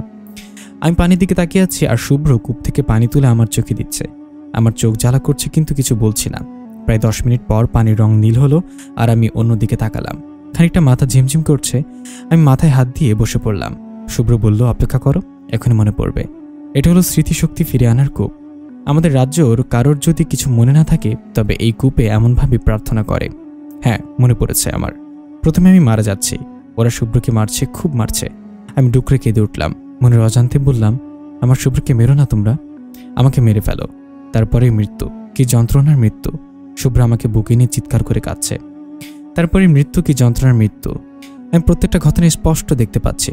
ঠিক তখনই কারোর আওয়াজ শুনতে পেলাম। শুভ্র আমাকে টান দিয়ে কূপের অন্য পাশে নিয়ে গিয়ে লুকিয়ে পড়ল। এই লোকগুলো সম্ভবত পাহারাদার ছিল। পাহারাদাররা ঘুরে ফিরা পা নিজের জায়গায় গিয়ে বসল। আমাকে শুভ্র জঙ্গলের মধ্য দিয়ে রাজ্য সীমানার বাইরে নিয়ে আসলো। যা করতে হবে এখান থেকেই করতে হবে আমাদের। শত্রুপক্ষ টের পেয়ে গেলে সর্বনাশ হয়ে যাবে। এই মুহূর্তে সবচেয়ে বেশি গুরুত্বপূর্ণ হলো হুজুরকে খুঁজে বের করা। তিনি নিশ্চয়ই আমাকে দেখে খুব খুশি হবেন। তিনি এখনো জেলে নাকি বুঝলাম না। আশ্চর্য, এই ভাবনাগুলো তো শুভ্রর ভাবার কথা। আমি ভাবছি কি করে? তুমি সবসময় আমার থেকে জিনিয়াস ছিলে জিনকন্যা। আমার কপালের ভাগ্য তোমাকে পেয়েছিলে, বুঝলে? তোমার আগে জিনিয়াস ভাবটা এখন মাথাচড়া দিয়ে উঠেছে। কতদিন পর বেচারাগুলো বাইরের হাওয়া খেলো, বুঝতে পারছো তুমি? বলি শুভ্র ভুবন ভলন একটা হাসি দিল। এই হাসিটা আমার খুব চেনা। কতদিন কত রাত এই হাসির দিকে মুগ্ধ হয়ে তাকিয়েছিলাম। শুভ্র যখন একটা জিনিস একেবারে নিজের করে পেয়ে যায় তখন এমন হাসি দেয়, আজও দিচ্ছে। কেন দিচ্ছে বলতে পারছি না। শুভ্র চিন্তিত মুখে আমাকে বললেন, জিনকন্যা তুমি তো অনেক কিছুই পারো। তুমি মন্ত্র বলে একবার হুজুরকে নিয়ে এসো তো। তুমি পারবে, একবারের জন্য হলেও হুজুরকে আনতে হবে। আমি মুখটা ছোট করে বললাম, আমি ঠিক পারবো তো? শুভ্র আমাকে আশ্বাস দিয়ে বলল, অবশ্যই পারবে জিনকন্যা, ভরসা রাখো, মনে জোর রাখো। আমি আগের শক্তিগুলো মনে করে ঠিক তেমনভাবেই শক্তি প্রয়োগ করলাম। সাথে সাথে হুজুর হাজির হলো আমার সামনে।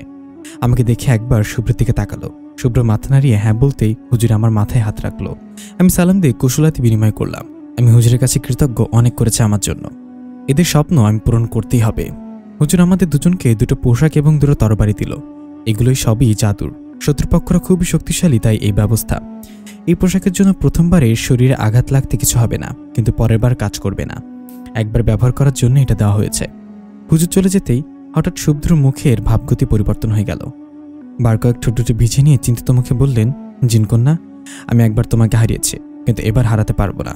চলো আমরা অন্য কোথায় চলে যাই, মানুষের মতো জীবনযাপন করি। আমি ভ্রুকুচকে বললাম, কেন এমন হবে কেন? আর আমাদের নিজের কথা ভাবলেই তো চলবে না, আমাদের রাজ্যের সবার কথা ভাবতে হবে। আপনাকে যারা এতটা বছর কষ্ট দিয়েছে তাদের শাস্তি দিতে হবে। আহা, তুমি বুঝতে পারছো না, ওরা অনেক শক্তিশালী, ওরা যা ইচ্ছা তাই করতে পারে। বলেই শুভ্র দুহাত দিয়ে চুলগুলো ওপরের দিকে উঠে দিল। আমি অভয় দিয়ে বললাম, কিচ্ছু হবে না, আমার উপর ভরসা রাখুন। জিনকন্যা, তুমি সবার থেকে আলাদা কেন জানো? কারণ তুমি স্পেশাল। তুমি ভবিষ্যতে জিনদের রানী হবে। দেখো, আমাদের সবার চোখ বাদামি, শুধু তোমারটা নীল। আমাদের সবার চুলে বাদামি রঙের আভাস আছে, তোমার চুল আছে নীলচে আভাস। আমার নীলাদ্রি জিনকন্যা, তুমি আমার জি নীলাদ্রি, একমাত্র তুমি এদের ধ্বংস করতে পারবে, এটাই লেখা আছে। ওর কথা শুনে আমি হো হো করে হেসে দিলাম। আমার হাতের আঙুলগুলো ওর চুলের মধ্যে ছড়িয়ে দিলাম। তুমি পারো বটে, কি অদ্ভুত নাম দিলে বই কি! কোনো প্রেমিক তার প্রেমিকার এমন উদ্ভট নাম দিতে পারে? তুমি তো বিশ্বপ্রেমিকের খাতায় নাম লেখাবে দেখছি। ও হেসে ভ্রুকুচকে বুকে হাত দিয়ে ঢলে পড়ে বলল, এমনভাবে বলো জিন নীলাদ্রি, তুমি বললে তো এমন, নামটা সুন্দর নাকি নামটা সুন্দর না? আমি আবার হেসেতে বললাম, তোমার যেটা মন চাই বিশ্বপ্রেমিক, তুমি যদি মানুষ হতে না, তবে ওয়ার্ল্ড রেকর্ড তোমার নাম আমি রাখতামই। ইস, সব মেয়েরা আমার প্রেমিকের দিকে তাকে ক্রাশ খেয়ে উপরে পড়ে যেত। আমি সেই মেয়েদের সাথে আমাকে বিশ্বপ্রেমিককে নিয়ে ঝগড়া করি। বিষয়টা ইন্টারেস্টিং না বলো? শুভ্র ভাবার চেষ্টা করে বলল, ভেবে দেখতে হবে। তবে তুমি যদি ঝগড়া করতে তবে তোমার নাম অবশ্য এমন থাকতো না, তোমার নাম হতো ঝড়ানি, মানে ঝগড়ার রানী। আর এত তো মেয়েরা আমাকে ক্রাশ খাবে, বিষয়টা হবে প্রাউডের। আর তুমি বলছো ঝগড়া করবে, এজন্য আগে বিয়ে করতে নেই। ক্রাশ বাস সব বয়স হয়ে যাবে, তারপর বিয়ে করতে হয়। আরে বাহ, তুমি তো দারুণ কথা শিখেছো দেখছি। আমার খুব হাসি পাচ্ছে। তোমাকে দেখে ক্রাশ খাবে? How it's possible? তোমার কপালে আমি ছাড়া কোনো মেয়ে জুটবে নাকি? আমার এমন হাসি পাচ্ছে বুঝলে। মনে ফিলিংস এসে কুটি কুটি বলেই আবার হাসতে লাগলাম আমি। শুভ্র বুকে হাত দিয়ে আবারও ঢলে পড়ে বলল, হয়েছে হয়েছে, অনেক কথা হয়েছে। এভাবে প্রেম করলে হবে? চলো রূপ বদলাও, ভেতরে ঢুকতে হবে। আমি বলবো, তুমি আমার খালাতো বোন, আমি আমার রূপেই যাব। তুমি ঘোমটা দিয়ে রাখবে, খুলবে না। চোখ খুললেও চোখ বন্ধ করে রাখবে, নাইলে নীল চোখ দেখে ওরা টের পেয়ে যাবে, বুঝলে? আমি দাঁড়াতে দাঁড়াতে বললাম, কি বলছো, প্রেম করতে পারবো না? আরে যুদ্ধ, প্রেম, বিরহ সব হতে হয়। তুমি বইতে পড়োনি?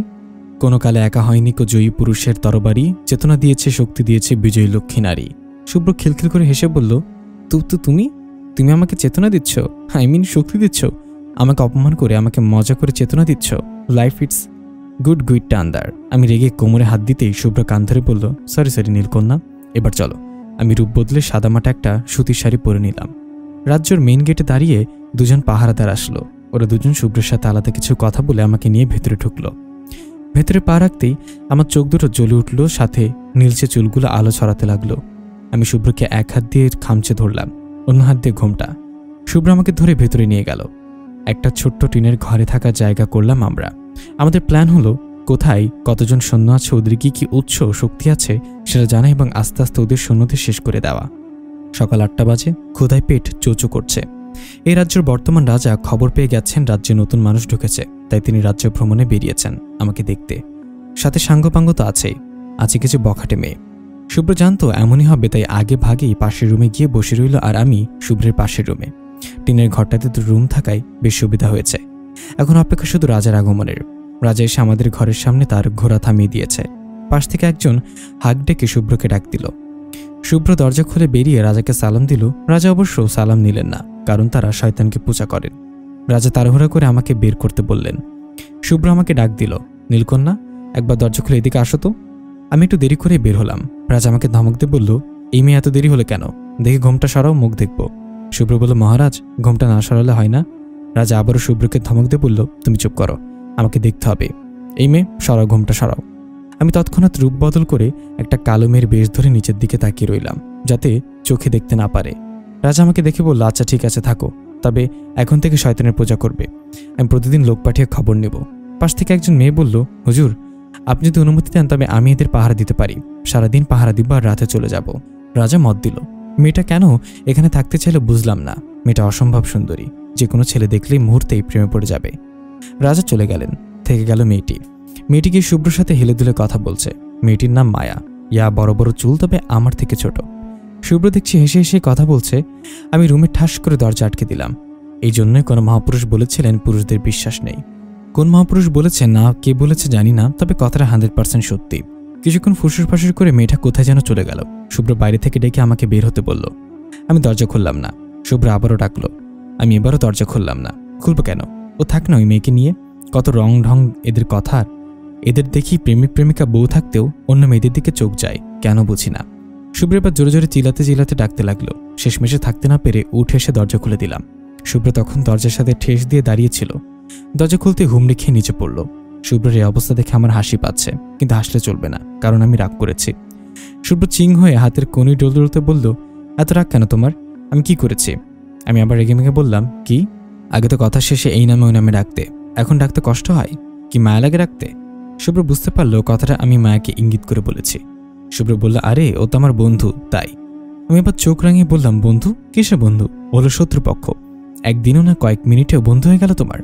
আরে ও আমাদের পাহারা দেওয়ার জন্য থাকেনি তো, ওর আমাকে পছন্দ হয়েছে। প্রথমে আমাকে বলেছে জানো, এরকম মেয়েদেরই পছন্দ হয়, বলে লজ্জা পেল। আমি অভিমান করে দীর্ঘশ্বাস ফেলে বললাম, ও। আমি বিছানায় গিয়ে বসলাম, শুভ্র আমার পাশে বসলো। আমি শুভ্রকে বললাম, কবে যুদ্ধ খেলা শেষ হবে? আমি আমার মানুষের সমাজে ফিরে যাব। শুভ্র বলল, কেন? এখানে ভালো লাগছে না? আমি বললাম, না, মানুষকে মানুষ সোজা কথা বলে কষ্ট দিয়ে দেয়, কারোর মতো তো নীরবে আঘাত করে না। শুভ্র আমার মুখটা হাতের মধ্যে নিয়ে বলল, ও নীলকন্যা, তুমি সিরিয়াস হচ্ছ কেন? আমি তো বললাম তোমাকে জ্বালানোর জন্যই বলেছি, আর তাছাড়া ক্ষুধা পেয়েছে খুব। ওকে ভুলিয়ে ভালিয়ে খাবার আনতে পাঠিয়েছি, ও থাকলে সুবিধা হবে, আমাদের সবকিছু জানতে পারবে। আমি কিছু বললাম না, শুধু বললাম কিছু একটা হতে চলেছে, বড়সড় কিছু, আমাকে তৈরি থাকতে হবে। শুভ্র কেমন হয়ে যাচ্ছে দিন দিন। সকাল 11টা নাগাদ খাবার পেলাম, তাও আমার খুব কম খিদা পাচ্ছে। একটা ছোট বাচ্চাকেও খাওয়ানো যাবে না এমন। কতদিন খায় না, খেয়ে নিক। কিন্তু শুভ্রের বেশি। রাজমহলের বিশাল বিশাল ভোজের থালাটা পুরোটাই টুইটুম্বুর। ও আর মায়া খুব আরাম করে খাচ্ছে। ও এর গায়ে ঢলে পড়ছে। শুভ্র নিজের থালা থেকে মেয়েটাকে একটু পরপরই খাবার দিচ্ছে, আর মায়া তৃপ্তির হাসি দিচ্ছে। আমি কোনোভাবে খাবারের পর্ব শেষ করেছি, পেটে এখনও ক্ষুধায় চোচো করছে। আমি অন্য রুমে বসে থাকলাম। 12টার দিকে ওদের খাওয়া শেষ হলো। আমরা রাজ্য দেখতে বেরিয়েছি। এতে একটা উপকার হলো, কোথায় কতজন সৈন্য সেটা দেখতে পারবো। এই খেলাটা বেশি দিন টিকতে দেওয়া যাবে না। শুভ্র কি করছে আমি জানি না, তবে শুভ্রকে হারালে আমি অসহায় হয়ে পড়ব। রাজ্যের শেষ প্রান্তে একটা নদী আছে। এ তো এই সেই জায়গা যেখানে দিনের পর দিন বসে কত গল্প, কত হাসি ঠাট্টা করতাম। এই নদীর সাথে তো মিশে আছে কত রাগ, কত অভিমান, কত প্রেম। আমি শুভ্রকে ডাকার আগেই মায়া শুভ্র নদীর পাশে এসে বসলো। শুভ্র পানি ছিটিয়ে দিচ্ছে মায়ের শরীরে, আর মায়া খিলখিল করে হাসছে। আমি চলে আসলাম বাসায়, শুভ্রকে না জানিয়ে। বিকাল 5টা। ক্লান্ত সূর্যটা বিদায় নেবে, সাথে বিদায় নেবে সারাদিনের ক্লান্তি, বিষাদ। একরাশ স্নিগ্ধতা ছড়িয়ে পড়বে পৃথিবীতে। কেউ আকাশে হাজার তারার মাঝে খুঁজবে তার প্রিয়জনকে, কেউ পুরো আকাশের মতো ভালোবাসবে তার প্রেমিক প্রেমিকাকে, কেউ আকাশের চারটার মতোই একাকী হয়ে পড়বে, যার চারপাশে সবকিছু থেকেও নেই। হাই বিশ্বপ্রেমিক, কোথায় তোমার সেই মন মাতানো ভালোবাসা? কোথায় তোমার ভুবন ভোলানো হাসি? আমি এক আকাশ পরিমাণ অভিমান নিয়ে রুমে বসে আছি। শুভ্র ফিরে এসেছে, সাথে মেয়েটা নেই। এবার অন্তত চোখে পড়লো আমাকে। শুভ্র আমার দিকে সন্দিহান দৃষ্টিতে তাকিয়ে বলল, তুমি কখন আসলে? আমি বললাম, একটু আগেই। শুভ্রার কথা না বাড়িয়ে রুমে চলে গেল। আমি রুমে একা বসে আছি, কি করব বুঝতে পারছি না। আমি কি একবার হুজুরকে ডাকবো? কোনো সমাধান দিতে পারবে উনি? যেভাবে সেই কাজ, হুজুরকে ডেকে বসলাম। হুজুরকে সব ঘটনা বলার পর তিনি বললেন, এরা হলো মায়াবী জিন, এরা মুহূর্তে যে কাউকে কাবু করে ফেলতে পারে। আর শুভ্রকে তো ওই মেয়ের পছন্দ হয়েছে, এত সহজে পিছু ছাড়বে না। আর একটা কথা, তুমি খেয়াল করেছো শুভ্রের হাতে আংটি নেই? এজন্যই মায়া করতে পেরেছে। তোমাকে ওই আংটিটা খুঁজতে হবে, তারপর সেই আংটির সাথে ওই কূপের পানি মিলিয়ে সেটা শুভ্রকে খাওয়াতে হবে, আর শরীরে ছিটিয়ে দিতে হবে, তবে ভালো হওয়ার সম্ভাবনা আছে। বলেই হুজুর চলে গেলেন। কোথায় খুঁজবো সে আংটি? কোথায় পড়েছে কে জানে? রাতে সব পাহারাদাররা ঘুমালে আমি সব জায়গায় খুঁজবো। বহু অপেক্ষার পর সে কাঙ্ক্ষিত সময় আসলো। সবাই ঘুমিয়ে পড়েছে, চারিদিকে থমথমে ভাব। আমি আস্তে আস্তে হাঁটছি। কূপের পাশে যেতে দেখলাম জলজল করছে আংটিটা। আমি একটা থালায় কূপ থেকে পানি তুলে ঢেলে নিলাম, তার মধ্যে আংটিটা ভিজে রেখে দিলাম। ফজরের আজান দেওয়ার সাথে সাথেই আমি উঠে বসলাম। থালাটা হাতে নিতেই ছুটে গেলাম শুভ্রের রুমের দিকে। দরজা ধাক্কাতে ধাক্কাতে বেশ কিছু সময় লেগে গেল। শুভ্র দরজা খুলে বিরক্ত হয়ে বলল, কি হয়েছে, ডাকছো কেন? আমি বললাম, শুভ্র, আমি পানিটা খাওয়ার পর আমার কেমন যেন লাগছে। ওই মেয়েটা কি দিয়েছে এর মধ্যে? শুভ্র বলল, কি বলছো তুমি? মায়া সেরকম মেয়ে না। কই দেখি, এদিকে দাও। আমি শুভ্র হাতিতে বললাম, তুমি একবার খেয়ে দেখো আসলেই ওই মেয়ে খারাপ না ভালো। শুভ্র আমাকে ধমক দিয়ে বলল, আগে প্রমাণ হোক, তারপর মাকে কিছু বলবে। এর আগে না বুঝেছো তুমি? আমি একটু হেসে বললাম, আগে প্রমাণ তো করো। শুভ্র ঢকঢক করে পুরো পানি খেতে নিতেই আমি টান দিয়ে গ্লাসটা হাত থেকে নিয়ে বাকি পানিটুকু শুভ্রের গায়ে ছিটিয়ে দিলাম। সাথে সাথে শুভ্র মাথায় হাত দিয়ে বসে পড়ে। হঠাৎ দেখতে পেলাম মায়া এসেছে। এখনো চারিদিকে ফর্সা হয়নি, এত তাড়াতাড়ি চলে এসেছে। আমি শুভ্রের হাতটা ধরে আংটি পরিয়ে দিলাম। ব্যাস, আমার কাজ শেষ, এবার যা খুশি করে নেও মায়ারানী। শুভ্রের কাঁধে হাত রেখে মা অন্তত মায়ের সঙ্গে বলছে, কি হয়েছে শুভ্র? শুভ্র ততক্ষণে হুঁশে ফিরে এসেছে। মায়ের হাতটা ছাটা মেরে সরিয়ে দিয়ে বলল, হোয়াট ননসেন্স, আপনি এখানে কি করছেন এই সময়? নিকন্যা, তুমি কোথায় বলো তো? এই মেয়েটা আসলে কিভাবে, তুমি দেখোনি? আমি তো খুশিতে আটখানা হো হো করে হাসছি। মা অপমানিত বোধ করে চলে গেল। সকালে খাবার খেয়ে আমরা ঘুরতে বের হলাম।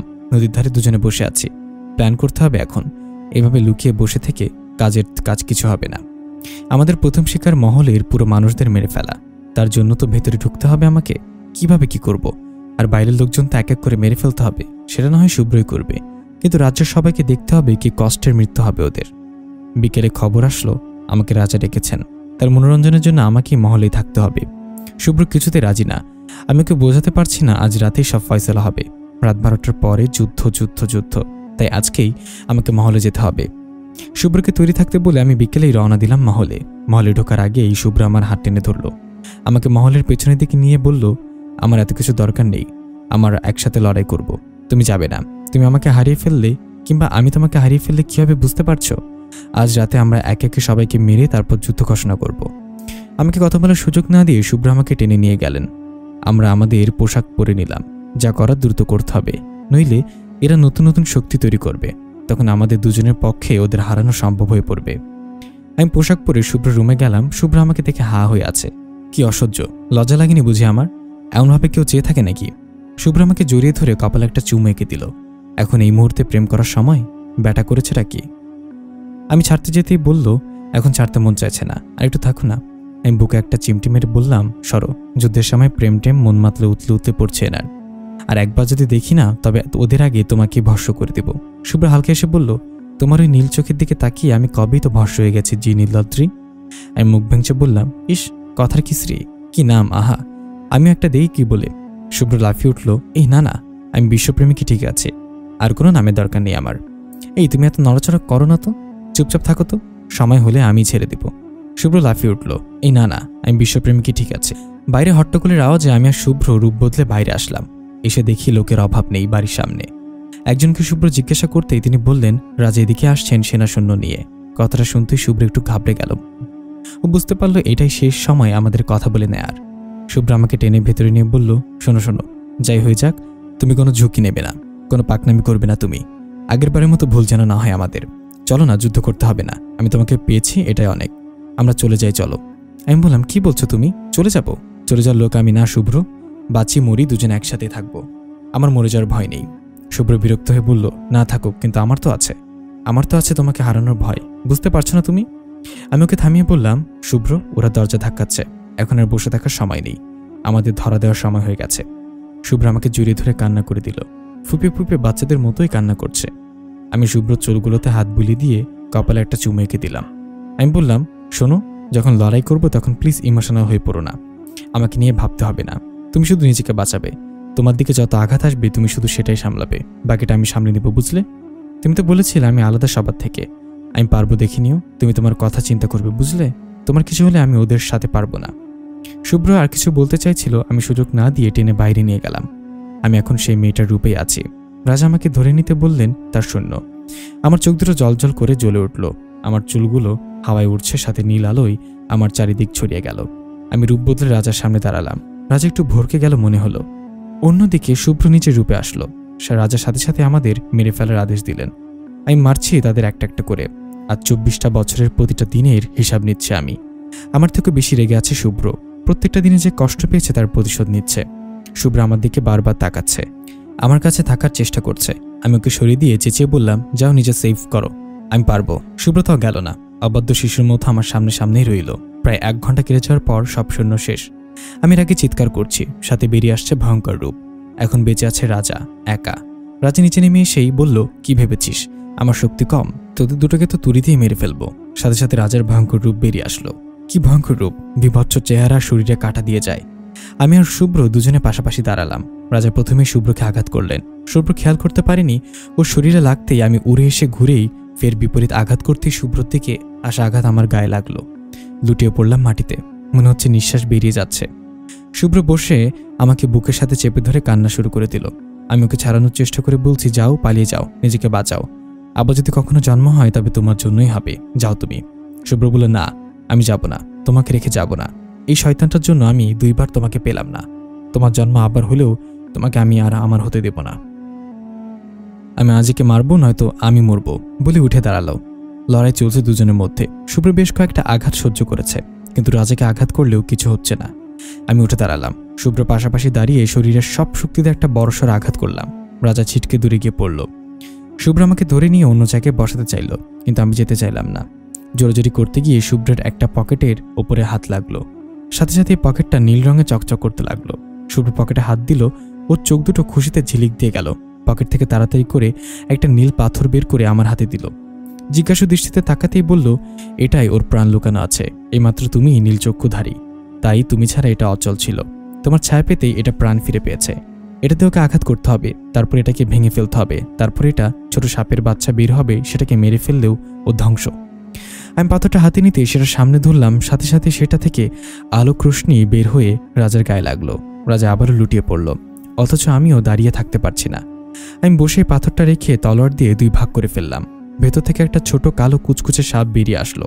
রাজা অনুরোধ করছে না মারতে। আমি ফিরে তাকাতেই শুভ্র বলল, নীলকন্যা, ওরা মায়া জানে, ওদের দিকে তাকিও না। ওরা মায়া বলে সব করতে পারে, কিন্তু আমি তাকিয়ে আছি, আমার চোখে ওদের মায়া কাজ করছে না। আমি ঘুরে তাকিয়ে সাপটাকে এক কূপ দিয়ে মেরে ফেললাম। রাজা ছটফট করতে করতে মারা গেল। এখানে আরও একটা ঘটনা ঘটল। আমি আস্তে আস্তে সুস্থ হয়ে গেলাম হুজুরের ওই পোশাকের কারণেই। হুজুর বলেছিলেন প্রথম আঘাত যতই বড় হোক কিছু হবে না। রাজা মারা যেতেই পুরো রাজ্যর চেহারা বদলে গেল। এতদিন মরুভূমির মতো শুকনো ছিল, আর এখন চারিদিকে সতেজ ঘাস, শিশির বিন্দু চকচক করছে চাঁদের আলোয়। রাজার ধ্বংসের সাথে সাথে রাজ্যর মায়াবল কেটে গেল, সব জিনেরা মুক্তি পেয়ে গেল। আমরা মহলে গেলাম, দেখি আমার বাবা মা মহলের বাইরে দাঁড়িয়ে আছেন। আজ আমাদের খুশির দিন। আমি আমার বাবা মাকে আবার দেখতে পাচ্ছি। তারা আমাকে জড়িয়ে ধরে কেঁদে দিলেন। শুভ্র মাথা নিচু করে দাঁড়িয়ে রইল। আমি শুভ্রর কথা বলতে বাবা বললেন, এই বিষয়ে আমি এখন কোনো কথা বলতে চাই না, মহলের ভেতরে চলো, অনেক রাত হয়েছে এখন।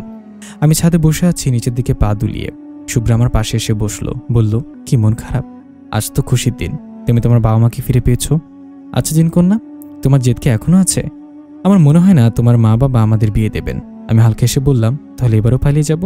এবার তো আর কেউ আটকাতে পারবে না। শুভ্র বলল, কিন্তু এবার তাদের মনে কষ্ট দিয়েছ, আবারও দিবে?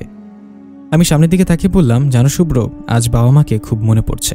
এনারা আমার অতীত, 24 বছরের অতীত, আর আমার বাবা মা আমার এই জন্মের। আমার মনে আছে শুভ্র, এনারা আমাকে জন্ম দিয়েছে ঠিক, তবে কেউ আমাকে আদর ভালোবাসা দেয়নি। আমাকে বড় করলো দাসদাসীরা। কখনো কখনো কথাও বলতে পারতাম না তাদের সাথে। আমার বাবা মাকে দেখো, আমার বাবাটা আমি ক্লাস 7-এ থাকতে আমাকে অ্যাক্সিডেন্টের হাত থেকে বাঁচাতে নিজেই জীবন দিলেন। আমার মা যতবারই আমাকে বকতো, আমার বাবা বলতো, শোনো রেহানা, আমার মেয়ে একদিন বড় কোনো কাজ করবে, সেদিন তুমি হা করে তাকিয়ে থাকবে। আমার মা আমাকে কত বকতো কাজ করি না বলে, অথচ আমার মা আমাকে বিয়ে দিতে নিজের ট্রিটমেন্টের কথা না ভেবে নিজেই মারা গেল। আজ বেঁচে থাকলে আমার বাবা মা দেখিয়ে বলতেন, দেখো রেহানার মা, আমাদের মেয়ে রোজা বিনতে রেজওয়ান কত বড় একটা কাজ করেছে। আমি আমার মেয়েকে নিয়ে প্রাউড ফিল করি, তুমি বুঝতে পারছো? আজ আমি আমার বাবা মাকে খুব মিস করছি, খুব। আমি বলছি আর চোখ দিয়ে পানি পড়ছে। শুভ্র আমাকে নীরবে জিজ্ঞাসা করলো, দেখবে? তাহলে ছুটেও পারবে, কারণ তোমার শক্তি আছে এখন। আমি লাফিয়ে উঠে বললাম, দেখাও, তাদের একটিবার নিয়ে আসো প্লিজ। প্রায় 5 মিনিট পরে আমার বাবা মা আমার সামনে হাজির হলো। আমি প্রথমেই আমার বাবাকে জড়িয়ে ধরলাম, তারপর আমার মাকে জড়িয়ে ধরলাম। তারা মিষ্টি একটা হাসিতে আমার মাথায় হাত দিয়ে অদৃশ্য হয়ে গেল। আমি বসে পড়লাম কাঁদতে কাঁদতে। পরের দিন সকালে পুরো রাজ্যের মানুষ মহলে আসলো। উৎসব অনুষ্ঠান শুরু হলো, চারিদিকে হইচই। একমাত্র আমার আর শুভ্রের মন খারাপ। চিন্তা, অনেক চিন্তা মাথাটা চিনচিন করছে আমার। আমি শুকনো মুখে বসে আছি মাথা নিচু করে। শুভ্রের দিকে তাকানোর সাহস পাচ্ছি না, বুকটা ছাদ করে উঠছে। যদি বাবা আমাদের এবারও বিয়ে না দেয়, তবে কি আমরা করব? পালিয়ে যাব? আবারও বাবা মাকে কষ্ট দিব? এটা কিভাবে সম্ভব? কিন্তু শুভ্র যে আমার একটা অংশ। সভা শুরু হয়েছে। হঠাৎ একটা খবরে আমি ফিট করে শুভ্রের দিকে তাকালাম, তারপর বাবার দিকে। কি শুনছি আমি? সত্যি নাকি ঘুমের ভেতরে আছি? শুভ্র দাঁতগুলো বের করে হেসে দিল। খবরটা ছিল এই যে, আমার সাথে শুভ্রের আজ বিয়ে, এবং আমরা দুজনেই রাজ্য রাজা রানী। খবরটা শুনে আমরা বিয়েতে আমরাই নাচতে ইচ্ছে করছে। আমি যখন মাকে বলতাম, মা, আমি আমার বিয়েতে নাচবো? তখন মা বলতো, হ্যাঁ, তখন দেখে নিব কত নাচতে পারো। মা, তুমি কি দেখছো? আজ আমি নাচতে পারছি না, তবে মনটা ঠিকই নাচছে। শুধু এই খুশির সময়টুকুতে তোমাকে পেলাম না মা। আমাদের দুজনকে ডাকা হলো। আমরা গেলাম, সবকিছু রেডি করা আছে, শুধু আমরাই জানতাম না। আমাদের বিয়ে ঠিক হলো। শুভ্র এখনো দাঁত কেলিয়ে হাসছে। আমি জোরে একটা চিমটি কেটে দিলাম। বাবা বললেন, শুভ্র বাবা, আমি তোমাকে ভুল বুঝেছিলাম। আজ তোমার জন্য আমার মেয়ে ফিরে এসেছে। এই রাজ্যে আবার আগের মতো হয়ে গেছে। যেখানে আমি রাজা হয়ে প্রজাদের রক্ষা করতে পারিনি, সেখানে তুমি একজন সামান্য জেলের কয়েদি হয়ে প্রজাদের রক্ষা করলে। এই আসন আমার জন্য না, তোমার জন্য এটা। তাই মুকুট পরিয়ে আজ আমি তোমাকে রাজ্যর রাজা ঘোষণা করলাম। আর একটা প্রস্তাব আছে, আমার মেয়েকে তুমি কি বিয়ে করবে? শুভ্র দাঁতগুলো বের করে বলল, রাজা হব কি জানি না, তবে আপনার মেয়েকে বিয়ে করব শিওর। এবার না মানলেও এবার পালিয়ে যেতাম। বাবা হেসেতে বলল, এই নাও মুকুট, এই হলো সিংহাসন, আর এই হলো আমার মেয়ে। এবার আমাদের ছুটি। এতদিন তো মানুষের দুনিয়ায় ঘুরেছ, এখন তোমরা দায়িত্ব পালন করো, আমরা বুড়ো বুড়িটা একটু ঘুরি। সারাদিন নিয়মকানুন হয়ে হলো, নাচ গানের মধ্যে থাকতে থাকতে রাত 12টা বেজে গেছে। আমাকে সাজানো হলো। বাসর ঘরে বসে আছি আমি। চারিদিকে বেলি ফুল দিয়ে সাজানো হয়েছে। খাটের মাঝে গোলাপ ফুলের পাপড়িতে লেখা নিকন্যা প্লাস শুভ্র। শুভ্র একটা পাঞ্জাবি পরে ঘরের ভেতর ঢুকলো। এই ছেলেটাকে আমি চিনতামও না, শুধু বিশ্বাসের উপর নির্ভর করে আজ এত দূর। আমি যদি বিশ্বাস না করতাম তবে এই ছেলে যে কি হতো কে জানে। শুভ্রকে আজ দারুণ লাগছে, রূপ যেন দিন দিন বাড়ছে। আমি উঠেই শুভ্রকে নিয়ে ছাদে গেলাম। কি সুন্দর পরিবেশ। শুভ্র আমাকে জড়িয়ে ধরলো।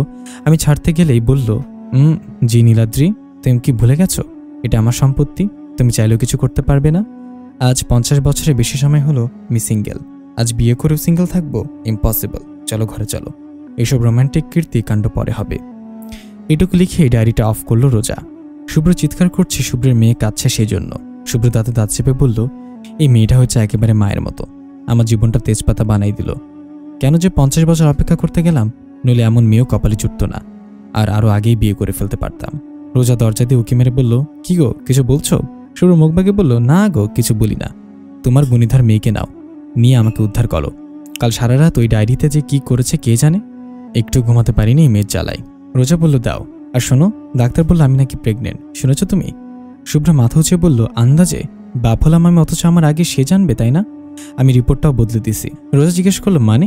শুভ্র দাঁত খেলে উত্তর দিল, না মানে একবার চেঞ্জ করে একটা জিনকন্যা পেয়েছিলাম তো সেই জন্য জিনকন্যা আমার জীবনটারে তেনা তেনা বানাই ফেলতেছে। ফিলিং দুঃখ। আমি ভাবলাম আবার যদি চেঞ্জ করে অন্য একটা জিনকন্যা পাই। রোজা ভ্রুকুচকে বলল, কয়টা লাগে তোমার? শুভ্র দূরে সরে গিয়ে বলল, একটাই। হ্যাঁ, রোজা আছে, শুভ্রের কাছে আছে। ওদের 3 বছরের একটা মেয়ে আছে, শুভ্রজা। এভাবেই খুনসুটিতে কাটছে ওদের জীবন। ওরা সে আগের বাড়িতে উঠে এসেছে। এখন অবশ্য বাড়ির আশেপাশে অনেক বাড়ি হয়েছে। এই সেই মেয়ে যে সমাজকে তোয়াক্কা না করে বেঁচেছিল হাজার অপমান সহ্য করে। রোজার লেখা ডায়েরিটা পড়ে আছে টেবিলে। বাতাসে পাতাগুলো নড়বড় করছে। হয়তো কখনো কেউ ওদের প্রেম কাহিনীগুলো পড়তে পারবে, জিন্নের প্রেম কাহিনী। ডায়েরি পড়ে আছে অনাবৃত অবস্থায়। শুভ্রের 2 বগলে 2টি শরীরের অংশ। রোজার শুভ্রজা। হঠাৎ দেখা দিল বেলকনিতে ছায়া, ভয়ঙ্কর ছায়া। ডায়েরি হাতে নিয়ে চলে গেল সে কে? কেউই জানবে না সে কে।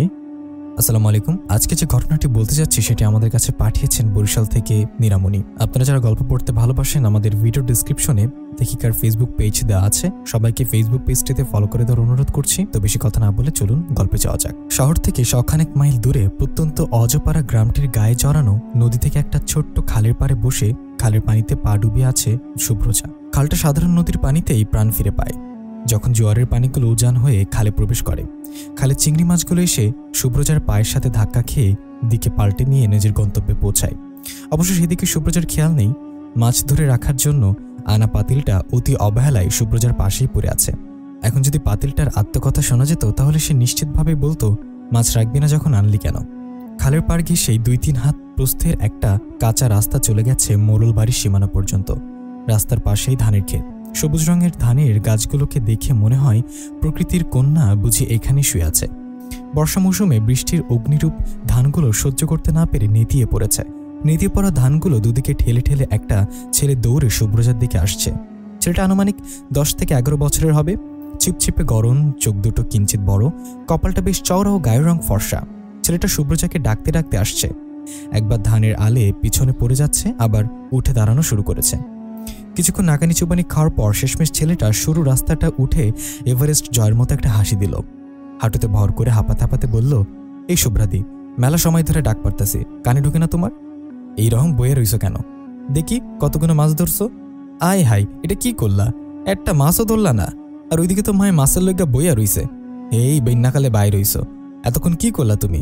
সরো দিকে সরো, যাওয়ার আগে ওরা মাছ ধরে লইয়া যাই। সুব্রজা মুখে বিরক্তি প্রকাশ করে বলল, উফ ন্যাপলা, সর না, বিরক্ত করিস কেন? ন্যাপলা এবার কৃত্রিম রাগ নিয়ে বলল, শুভ্রাদি, তোমরা না কইছি আমার নাম ন্যাপলা না, আমার নাম তপেশ, তপেশ মুখার্জি। তোমার এই শুদ্ধ কথা আমি শুনবার পারি না। সুব্রজার কথার বিপরীতে কিছু না বলে সামনে থাকা শুকনো ধুধু করা ক্ষেতটাকে দেখে নিজের তৃষ্ণা মিটাচ্ছে।